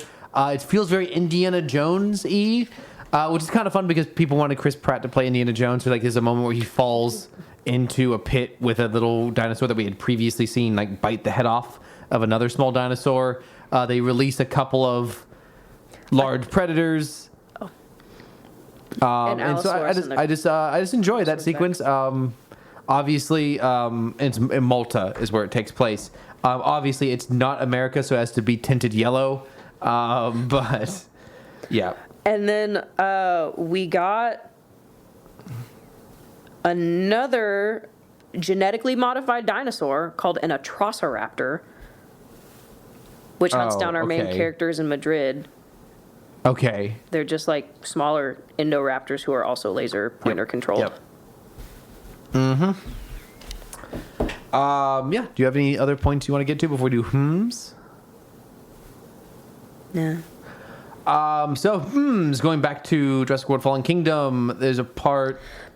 So when Owen and Claire have their first discussion at the beginning of the film, it's the first time they've seen each other in some time after they've broken up, and Owen's trying to play it off cool, like he broke up with her, and then he just throws out, "Your skin looks nice."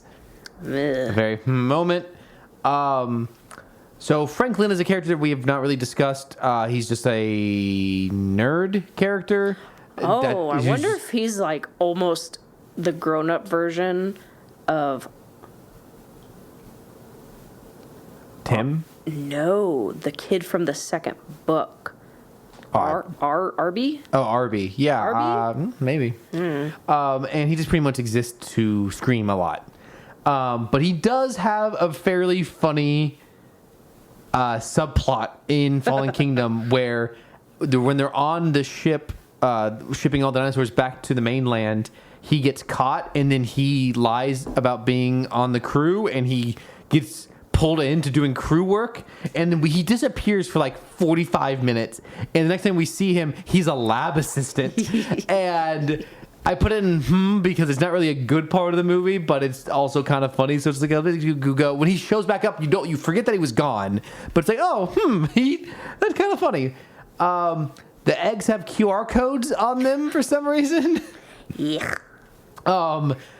So we didn't really talk much about this character, but the human villain of Fallen Kingdom is a guy named Eli. He was Lockwood's assistant who was kind of manipulating things behind Lockwood's back, and he suffocates Lockwood with a pillow. That's a scene in Fallen Kingdom that makes you go, There's a sequence where Franklin and Claire get attacked on the island, and Claire screams, and then briefly after, Franklin screams. Oh, they weren't attacked. It was an earthquake. Oh, well, whatever it is that made them scream. They're attacked shortly thereafter. But it feels like an acting mistake to me. It feels like the actor missed his cue and he was only yelling because the other actor yelled. Maisie has an argument with a nanny, and the nanny goes, "One day my heart will stop for real," which is just like, why are you trying to guilt a small child like that? That's not cool. And then no one notices that when the heroes jump a whole truck onto the shipping boat, no one notices it. No one on the ship notices that whole truck just jumped on. They're like, do you have any? Yes. Please. Oh, Fallen Kingdom? Oh, yeah. You said earlier you don't have any Fallen Kingdom I don't have ones. any Fallen Kingdom ones. Give me your ones for Dominion. The cutification of Maisie coming into existence, how it's supposed to be this like really heartwarming thing. So we find out through a conversation with Wu that Maisie's mom was on the island of at the original park quite a bit. Terrible way to try to convince that it looked like that it was the 90s. Like they showed a bunch of pictures and videos from her. That is not a girl in the 90s on a island. You can tell that was a recreation. That's just a shooting issue. So they came up with this whole idea that her mom, I can't remember her name, Maisie's mom, really wanted a child and cloned a part of herself and was actually pregnant with Maisie. It's pregnant with your own clone. But they find out that her mom, or Wu tells her that her mom apparently had a genetic disorder, which is why she died so young. So I guess she didn't die in a car accident, which I think is what they implied in the first one, maybe, or maybe she was just sick. I don't remember. I kind of started zoning out. And it's supposed to be this, like, kind of heartwarming story, but Maisie doesn't have the genetic disease because her mom took it out of her. And I just, to me, it made me wonder if enough people were like, that's really dumb, and they tried to make it heartwarming. Yes. Or if that was a plan all along, but I don't think it's heartwarming. I don't think it adds to anything other than just for Maisie's character development that she was like a wanted child. And that she had a mom, because that was the thing that was between her and Claire. She's like, you're not my mom. I think it falls flat, and maybe that's just because I'm against human cloning. I think it feels like a retcon. That's what I thought too. I think people really hated this idea that they did human cloning. I mean, I think it's just a bad plotline to begin with, but they're trying to fix it. I also think that this movie is trying to catch up to modern sensibilities as far as inclusion of women and people of color. And so you have, in a movie that already has 3 returning main characters from this trilogy, 3 returning main characters from the previous trilogy, trying to reincorporate an old villain, they also include 2 entirely new characters that are both black. And I don't think movies should not include actors of color, but I do feel like it feels like too little too late, because neither character is well written or performed. I think both actors try their best, but like... Oh, I thought the guy who played Abraham, I thought he was fun. Actually, honestly, Abraham and Kayla Watts, I liked their... comparatively, I was like, these characters feel fresh. I think the idea of a whistleblower in Biosyn is cool. It feels like those characters would not exist other than to find a way to include new black characters. I think that's the only reason. Like, you could cut them out of the movie. The movie's the same. I think what I'm saying is, I think that's why they went the path that they went with Macy's mom. Is, oh, look at us, we're including women in STEM. Like, it's just very like trying to be in line with modern sensibilities rather than writing a good story. Like, these things are not inherently bad in and of themselves, but or should be positive, but they're only doing it for their own sake rather than because the story necessitates it, I would argue. There's also a conversation between Macy and Ellie Sattler where Ellie's like, I knew your mom. Mm-hmm. She loved you so much, because apparently her mom came and talked at Ellie's university. Yeah. While she was like a professor or something. They're like, we were good friends. And I just remember, I was like, wouldn't you know that she had a child and keep up with her? If, I don't know, maybe Lockwood was like, I can't let my little girl outside again. It felt shoehorned. If you had 100%. taken it out, I don't think anything would have changed, because I still think Maisie would have had that moment where she's like, oh my gosh, my parents came to get me. Mm-hmm. My parents crossed the world. Claire and Owen. No, I mean, that is what the movie should do. Is this is the logical thing? Is, oh, it's okay, my mom's dead, but I have these new parents that care about me. Yeah. And the other thing is, it's supposed to connect her with Blue's child, the raptor. Because Blue asexually reproduced. Wu reveals she was created with monitor lizard DNA. Apparently they can do that. I did learn something new from that. But that also doesn't make sense, because the dinosaurs have been breeding anyways. It's not news that they can breed. We see it in Lost World. We see it in Jurassic Park 3. I don't know why it's supposed to be some huge thing. No, pretty much at this point in the series, they have just created so many threads that they want to try to tie back around. The original film is so clever and so well designed. And I think this movie is trying to be too smart for its own good. I think, like I said earlier about with Fallen Kingdom, that it peaks towards the beginning and then it falls off. I think just know what your strengths are. You're not Steven Spielberg. You're not Michael Crichton. Don't try to be better than you are. You are the 6th Jurassic Park movie. Don't reinvent the wheel. Look at the previous films that tried. Steven Spielberg himself couldn't even do a clever reinvention of what a Jurassic Park movie should be. You are not going to be able to do it. I think that's what you're kind of getting at is I don't think people trying to do something good should be derided, but when you're doing it in a sequel and you're doing it that it's not what you are good at, what they are good at is short little snappy adventure scenes. That's where this series excels. Everything I almost always say positive about this is short scenes. The structure, the narrative, never good in any of these sequels. But they can accomplish small scenes. So give yourself that simplicity. Give yourself the gift of a movie that allows scenes like that. A movie about saving dinosaurs off an island that's about to explode into a volcano, that's your movie. Why did you not do that? A movie about just wrangling up dinosaurs in the open world, do that. Why do we need to include all this other stuff when it just distracts from what you are good at, is my argument. There's also it sticks out to me every time I watch this film, which is twice. This is the second time. When they introduce Abraham, no, he's been there because he was on the plane with Dr. Grant and Ellie and Steve Jobs. Sorry.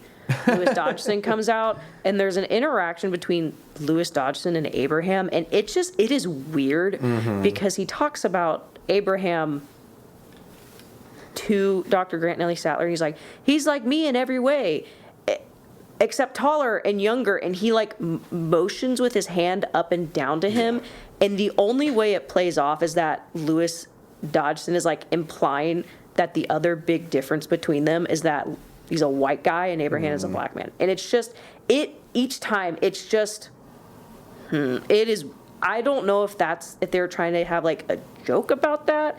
It's just, it's weird.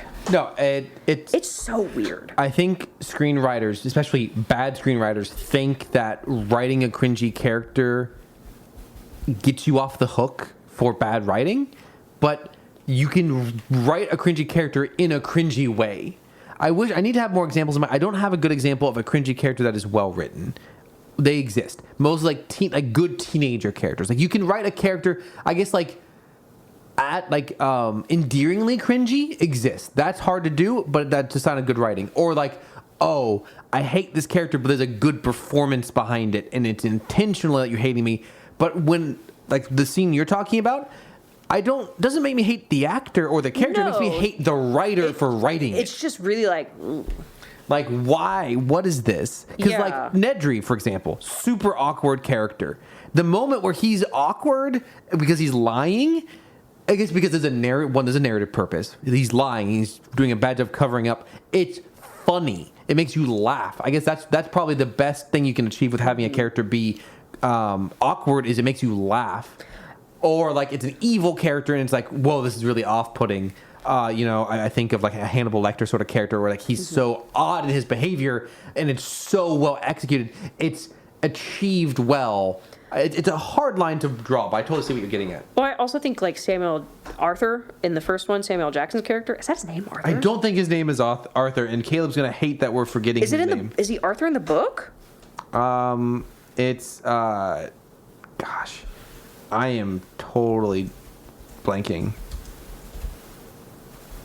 Samuel Jackson's character is named Arnold. John Arnold? Ray Arnold. Ray Arnold. Ray Skywalker Arnold. Nice. But you have his character that probably if he was your coworker, you could tolerate him as your coworker. He's so very cut and dry. But that it's well written. That's how I imagine. I don't know if I would probably enjoy working with Ray Arnold as my coworker, but I'd tolerate him. Sure. It's the consistency. So I'm just not remembering that we were in the middle of hymns. We think we totally got. I still have hymns. Okay, what other hmms do you have? I don't even remember what the last we The did retconned was. Maisie. Right. And we just went in hmms. Okay. I had to look this up because Dodgson is escaping the burning park because the locust got lit on fire to be like, that's how they were trying to kill the locusts so they don't get out that it's biosyn, and then they burst through the ceiling and now the entire park's on fire. Because Louis Dodgson is packing up his office, and he pulls out a rusted Barbasol can. I have this one down too. I looked it up on how he got that. You want to know how he got that? I cannot believe there's lore here. There is lore. The lore implications. Let's hear it. Louis Dodgson gets the Barbasol can containing dinosaur embryos from Jurassic World Camp Cretaceous Season 5. What? Which is the animated show. I don't know what I'm more shocked that film has that cartoon has canonical implications, or that there's 5 seasons. Oh, it does have a lot of canonical implications. There's 5 seasons? What? He's on the island searching for the raptor in the same, and he finds it in the same location where Dennis Nedry dropped it, which he's like, he finds it. So do you see it happen in that cartoon? Like, Dodson is in the cartoon? Yes, I'm fairly sure. Well, I haven't seen I it. cannot believe there's 5. Okay, it kept going after. No, wait. No, before. Okay, wow. We could watch it. Oh. Dear God. I can't. Holy crap. Okay, so is that before? No, it's before this movie because it shows. It's before. It's in 2016 when it happens. Hold on, no, but the show started in 2020. So what season does that happen in? Season 5, but that's the same year this movie came out. In the year, apparently this takes place as 2016. Yeah. But what I'm saying is, this show is released. This last season is released to coincide with the release of Dominion, like the same month.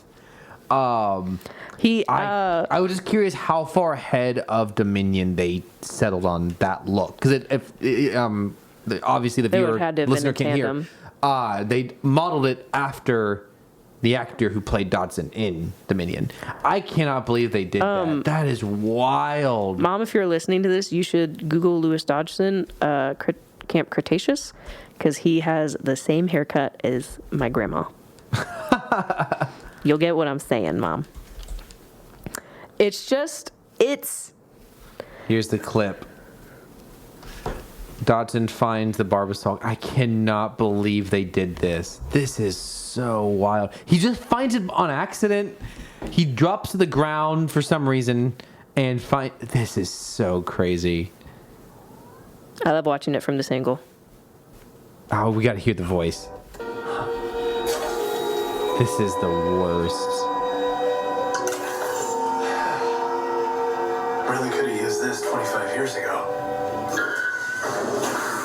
And then, what are these guys called again? Dilophosaurus. Dilophosaurus jump out and he narrowly dodges the spit, and that ends up being what kills him at the end of the film. Dominion. Yeah, I said at the end of the film. Yeah, I was just clarifying. Wow. Dumb. Anyways, now it's Otto playing a Key and Peele sketch. Do you have more hymns? I have one more. Okay. For dedicating 10 minutes to a cut scene between the T-Rex and the Giganotosaurus, only for it to then just be entirely underutilized for the rest of the film, aside from just kind of chasing the main characters. That's why I think you need to have a group that's lost in the woods. If it's going to be this big of a threat, they're like, there's 2 apex predators. Oh, you can't do it. Make it a predator. Make it scary. When you put all the main characters at once, you know no one's going to die. Like, it's just, you know no one is going to die in these last couple scenes with the main characters. It's just, it's frustrating. Up the stakes a little bit. I agree. And then what I also think is pretty dumb is they keep hinting about, oh, there's an apex predator. They're talking about, like, this generational beef that somehow they have brought back I think it's implied the same T-Rex and same Giganotosaurus who hate each other years later. For just a few years. Just a few years later for a very short fight where the T-Rex gets kind of bodied for a little bit, and then it's tag teamed with this dinosaur wiki sucks. It's like a Therizinosaurus rex, which is the thing with the claws. It's an herbivore. Just for it to get impaled in the Giganotosaurus get impaled in the exact same way that the Indoraptor did. Yep. Same places and all. It's in my opinion. So Peanut has crawled behind the refrigerator. Oh. Hold on, I gotta deal with my editor. He thinks, so he has an automatic feeder and he thinks the food comes from behind the feeder. And so he's been trying to break the secrets of the food. You gonna be good? You gonna edit or what? Okay? No, he's gonna get on the top of the fridge if you're not careful. My editor would never. We're never recording here again, Peanut. My editor would never. So just all this hype for I think Jurassic Park 3 got so much backlash because they killed a juvenile T-Rex that people thought was the original due to the absolutely roided up Spinosaurus Rex. Yes. And so I think they're afraid to have the T-Rex lose in any kind of way because of that. But he does lose. He does. Sorry. Yeah, she loses the first fight with the. She steps. Loses 2 fights. She steps down, and then she kind of gets hit a lot. It's just it's underutilized. If you're gonna be talking about how big of a threat this thing is to the T-Rex, make it a threat. You don't have to kill Rexy. I'm fine with keeping Rexy alive, Queen. Just make it an actual threat. Make it killing animals. That also relates to my biggest We'll come back to it. My other 3 minor Grant's, we kind of talked about this, but Grant's voice is really off. Sam Neill's original voice, he's originally from New Zealand, I think. Really excellent performance. And in both, honestly, I think he's a lot of fun in Jurassic Park 3 as well. For some reason in Dominion, it's like he's forgot how to do an American accent. He sounds like a guy who's never been to America, but he darn sure knows what Americans sound like. Almost transatlantic. Yeah. At some point, Dutton says, "This world is chomped or be chomped." Okay. Potted. At the end of the film, so they, in one of the clunkiest setup and payoffs in the world, when they first arrive at Biosen's park, there's this not a statue, but a sculpture that's just a big circle. And what does it pay? Why it's so bizarre? Why is it there? That's quirky. Well, it's so that the T-Rex can walk in front of it and recreate the logo. Behind. Bad. You know what? Let her get the bag. Let her get her royalties from that. And this is not a from the movie, but a from Peacock, the streaming service that the Jurassic Park movies are on. After we watched the film, I went back to Peacock and was kind of scrolling through. Because you watched Jurassic World Dominion. Oh! It's suggesting the film Radio Rebel with the girl from Sweet Life on Deck. And also some very strange, like, faith-based movies with people of color that I've never heard of. You need to find God after that film. Just very odd. I don't know what in its algorithm that it thinks these 4 films have anything to do with Jurassic World Dominion at all. You need to find God after. Like, they're not even the same genre. I just don't get it. My final big for this film. I remember this from the time. Do you remember Colin Trevorrow? Unfortunately. Do you remember? Do you know? Do you remember what he said at the time? His description of the Giganotosaurus. No. What he said he wanted it to be? No. He said that the Giganotosaurus is like the Joker. That was what they were going for with this dinosaur. Was it's like the Joker. Wow, he was years ahead of Joker too. But yeah, so That doesn't even make sense. no, it doesn't. It doesn't make any sense. It would make slightly more sense if he was talking about the dinosaur with the pincer hands, the Therizina. Freddy Krueger hands. Therizinosaurus. Because at least that guy feels like a monster. He looks like a mutant, but he's not. He's real. But the Giganotosaurus is just another T-Rex, and it has no personality. How is it like the Joker Also, exactly? I swear the scaling is off on this film because they're talking about how, like, oh, it's a huge dinosaur. It's a huge dinosaur. I swear there are scenes where the T-Rex is minuscule in comparison to it, but then when they're standing up next to each other, they're like the same size. Yeah. Like the Indominus Rex and Indoraptor are more like, quote, the Joker because they have like plans. Like they tried like They the have deceptive. weird motives. And apparently what Colin Trevorrow said he meant was it's like it wants to see the world burn. It's an animal. Yeah, but like, okay, you have an idea of like a predator who just hunts for sport. They've done that multiple times already. Yes. Just the dumbest line. So that's my big final note for July-rassic World is screw Colin Trevorrow. That's my note. I'm ending on He's the is director, I think. Trevorrow or be Trevorrowed. Yeah. Here today, gone Trevorrow. I'm stealing that from a different podcast. Us stealing? All my memes are stolen. Does he have this? I'm curious. Let's see. Okay. This is a good time to transition into what the rest of the year looks like and see if there's anything worth covering. I am interested to see if he has any other movie on deck. Because it's been 3 years since Dominion. He has produced a few things. What the heck is Jurassic World Chaos Theory? It's another animated show. Oh, yeah, I just heard about That has it. Yeah. 31 episodes. What the heck is going on in the animated world of Jurassic Park?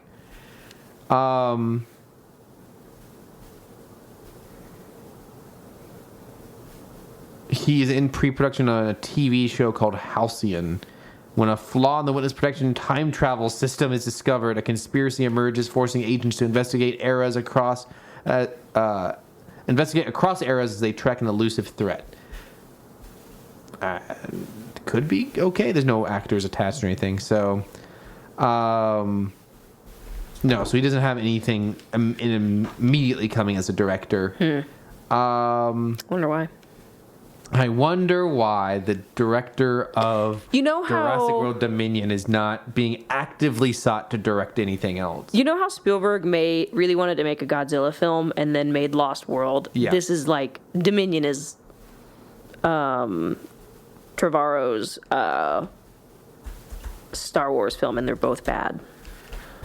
Agreed. So let's look at the rest of the year, see if there's anything. Should we talk about our rankings of the movies? I feel like we've kind of talked these to death. I have not said mine. Okay. I have not said my final Go ahead. ranking. Go for Thank it. you, Peanut, for attending. Oh, he's in his own little chair over looks here. He's so sleepy. cute. Okay, so from 1 to 7, here's my ranking. Jurassic Park. Shocking. Jurassic Park 3. Uh-huh. Jurassic World Rebirth. Yeah, I think you said that on last week's I episode. gotta get the rest of them. There's 4 more. Yes. Jurassic World. Uh-huh. Lost World. Uh-huh. Dominion. And Lost Kingdom. Fallen Kingdom. Fallen Kingdom. Oops, my bad. Yeah, I think that's probably the correct ranking. Thank you. I think I'll be interested to rewatch Jurassic World at some point. The Cammy edit, where I'll just skip the first 45 minutes and see if that then renders it at 3 or 4. What rendering speed? I don't know, man. I feel like for me personally, there's not enough wrong with Rebirth to not want to vehemently not rewatch it. For me, that's Dominion and Lost Kingdom. Lost World I don't mind throwing on, but just like knowing how much they butchered from the book makes me sad. Sure. Why the heck does Rotten Tomatoes have the animated Smurfs film on their most anticipated films of the year list? That is ridiculous. They don't have a lot going for them right now. Maybe they're hoping it'll be bad so people actually go to their site. So we have talked about at the end of the year, I mean, we briefly talked about the possibility of doing Knives Out. Oh yeah. Doing the because the new one comes out, so we could do the first two. Can we watch Hoodwinked? That's tangential, but we could do it. Please watch Hoodwinked. We have to do Tales of the Underworld. We do need to do Tales of the Underworld. I think it'd be fun at some point towards the end of the year. So it's the 30th anniversary of Toy Story. It's also my 30th birthday in September. Damn, you're old. Toy Story is my second favorite film. So I thought it would be fun to do. We could maybe just do the whole series. We could do just Toy Story. Just love Toy Story. Love to talk about it. Let's see what else is going on. There's a new SpongeBob movie. I forgot about that. Probably not do that. There's the Lego Star Wars thing. There's a new little Transformers show that's out. Oh, really? Yeah. I don't really know a whole lot about it, but I've heard for the most part people are enjoying it. Can't remember what it's called. Ay, peanut. It's cyber something. We watched the little trailer for it. It's very toy based. I'm dumb. I tried to search Hasbro, and apparently I typed in Star Wars.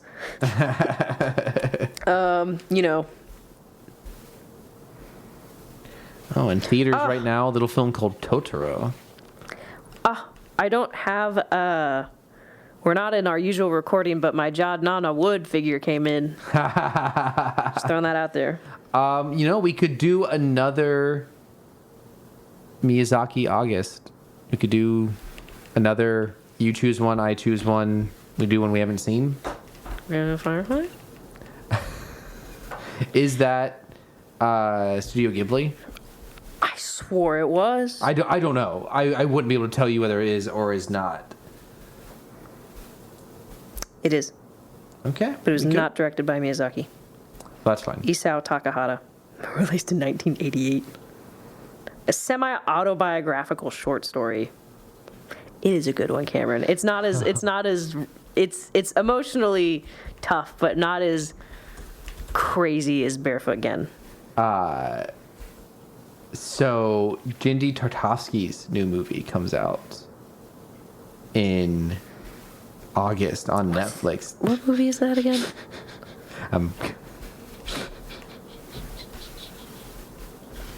It's called Fixed. Oh, yeah, we talked about that. I had a sense that this would be what it is like, and woof. It's about dogs. Oh wow, this is a very different side of him. I don't think I want to watch this. I also don't want to watch this. You can look it up yourself. We don't need to describe what's going on here. It's not appealing. What the heck, dude? I don't know if I want to watch that, Cameron. Oh, it's so obscene that it is that is wild. It's one of those things where people are like, oh, adult cartoons aren't for kids, and then they just make the most outrageous movie that exists in the way to be like, see, it's not for kids. Yeah. It's just I don't know why. I don't know why. I also have forever beef with him for the way he ended Primal Season 2. Oh, yeah. I hate Primal Season 2. Stupid. Dumb. Yeah. If you don't know, Genndy Tartakovsky, he made the original 2D animated Star Wars Clone Wars show that rules. He made Samurai Jack, which rules. He made a show called Primal that Rachel and I both enjoyed the first season. I never saw the second season. Rachel hates it, but it's something that he falls in our shared interest of animation and Star Wars. And unfortunately, allegedly, there's going to be a Primal Season 3, which interesting. Allegedly, yeah. There's a movie coming out in August called Primitive War, and the poster has a T-Rex skeleton biting a human skeleton. So is this a dinosaur film? Do we need to watch 65? Everyone just says it's bad, but maybe. I don't know. We could, as my mom suggested, go through the 20-something Land Before Time films. Oh my gosh. You say that like it's a bad suggestion. It is. No. So, Primitive War. During the Vietnam War, a recon unit ventures into an isolated jungle valley to uncover the fate of a missing platoon. They soon discover themselves in the fight for their lives against an unexpected enemy, prehistoric dinosaurs. So it's Kong Skull Island, but dinosaurs. Gosh, Kong Skull Island's such a good prehistoric movie. This could be worth covering. I'm gonna see who directed it, see if I know him, know his work. Ow. I do not know this director's work. Why is he like this? Why is your editor like this? He is a spicy boy. Jeremy Piven. Oh no. So I only know one actor in the cast, and it's not a good one. But you never know. We'll keep an eye on this one. Could be interesting. While we're looking at movies for the rest of the year, let's see here. What else we got? There's something I was going to tell you that was coming out, and I can't remember it. And Oh, Transformers Cyberworld. We watched the little trailer for it. I've heard it's very G1, very goofy. yeah, they're re-releasing Toy Story in theaters for the 30th anniversary.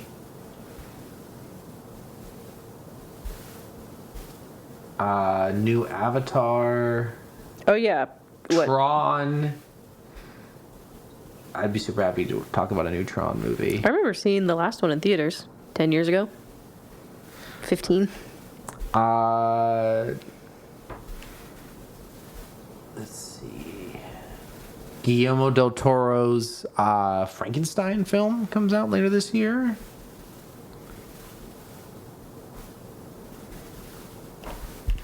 What is In Your Dreams? This is a Netflix animated film. Let's see, who directed this? In Your Dreams.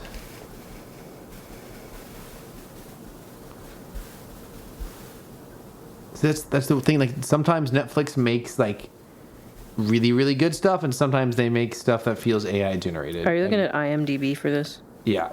Well, I'm getting the list of movies off of Movie Insider, but I'm looking at the.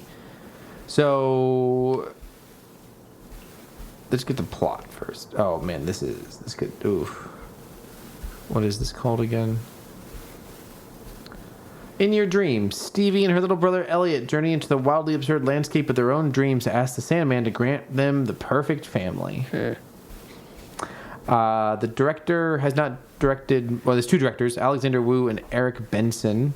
Eric Benson has not done a ton of directing, but worked in the art department for Cars 2, Toy Story 4, and was a writer on The Good Dinosaur. That's not good.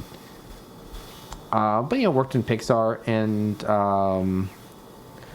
the other director, Alexander Wu, worked on the art department for Incredibles 2 and WALL-E. So Pixar has a new movie coming out that I watched the trailer for that kind of looks cute called Hoppers. yeah, that's in March. That's the ways off. But I'm always going to be interested to talk about a Pixar film when it comes out. Ooh, it'd be very late. But I would be very happy to talk about Pixar's show that they released earlier in the year called Win or Lose. I liked it a lot. Okay. So if you're interested in watching that, I feel like I watched most of it just through TikTok. oh yeah, It was all over my TikTok for a month. interesting. Well, it's really excellent, and we totally missed the boat on that, but we could take a step back.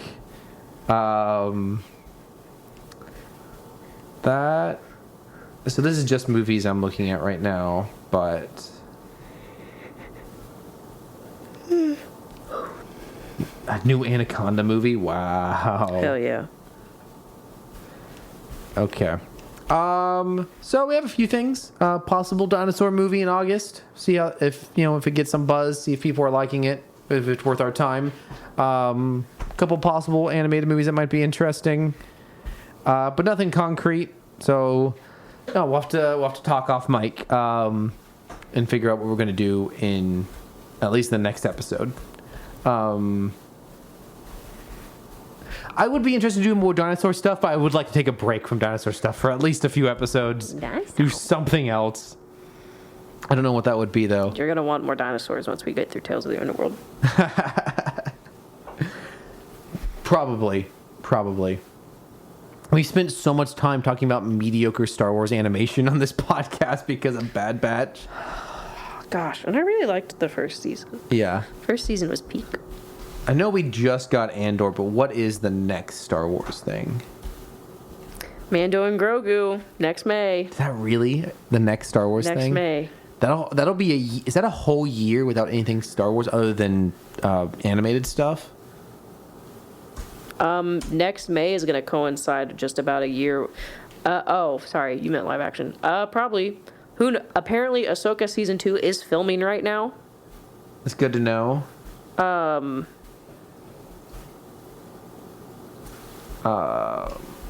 trying to figure out if there's anything. Now, sometimes we don't we didn't know when Skeleton Crew was coming out until like a few months before. It was a right? month before they went, "Hey guys, you guys want Skeleton Crew?" Let's see. They've announced so much. Oh, Visions! I know it's animated, yeah. but that's still very exciting. And then, Mandalorian is not until May, and then Maul is sometime next year. Yeah, they've really slowed down, which I think is probably I good. think that's fine. But, it's kind of crazy that we're going to go a whole year from May 2025 to May 2026. Yeah, you gotta let Andor marry. But, Visions, that's exciting. That's going to be good. I'm excited for Visions. We should rewatch season 1. Not 2? I feel like 2's fresh enough in my head. We'll see. Because we did 2 on the podcast, is what I'm saying. We have, but do we have to bring Caleb back for season 3?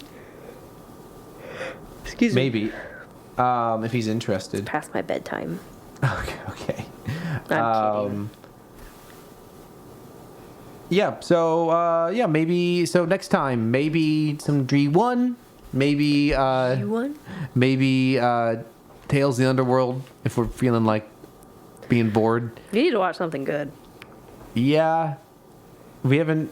Maybe we bump up a mini Miyazaki month Maybe. soon.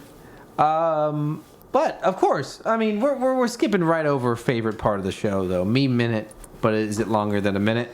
But it is longer than a minute. Almost. I always. don't know about this week. I have 3. Go ahead and give me your first one. I just worry that people are forgetting what Prime Day is really about and who died to make it supposed to be Optimus Prime. Let's see here. Do I have any memes? Let's see.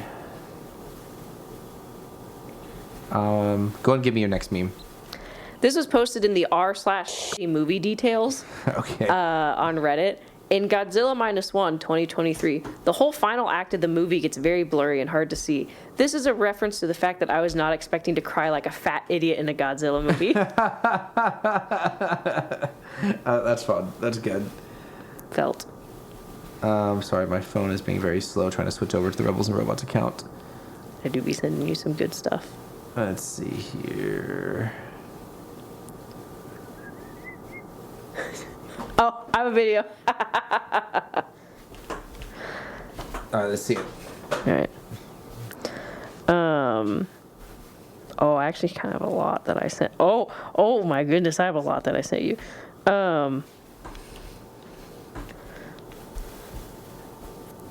You wish to go to Jurassic Park, but you realize you got sent to the novel version of Jurassic Park. Black and white image with raptor noises. That one guy in Jurassic World.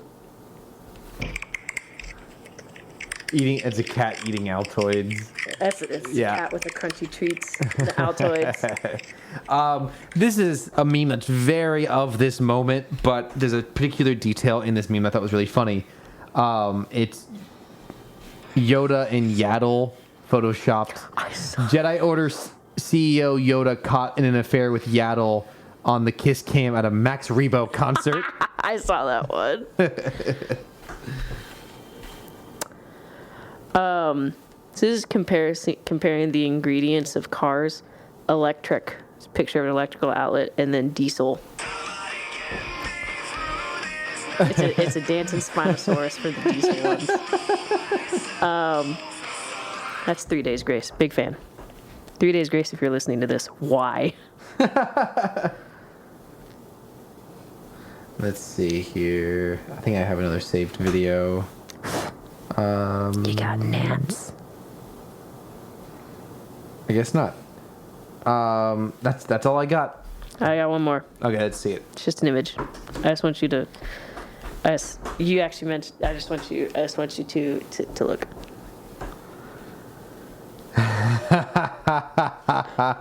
Very good.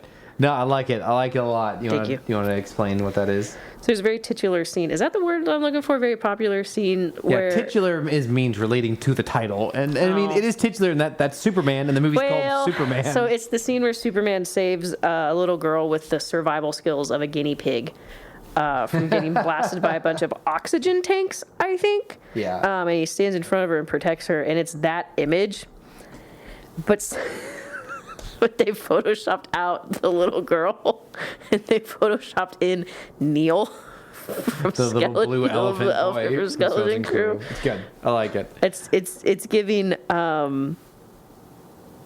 I just got Neil 5 minutes ago, and if anything happens to him, I'll kill everyone in this room and then myself. And it's funny, we both had a meme relating to the two blue elephant boys from Star Wars.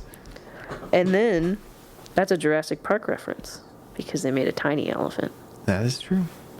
Thank you for listening, my friends. Thank you for walking through July-rassic Park and July-rassic World with us. It's over. I would like to say it was all good. The nightmares, they're over. Don't cry because it's over, but smile because it's over. It's really over. Yeah, don't cry because you did it. Smile because it's over.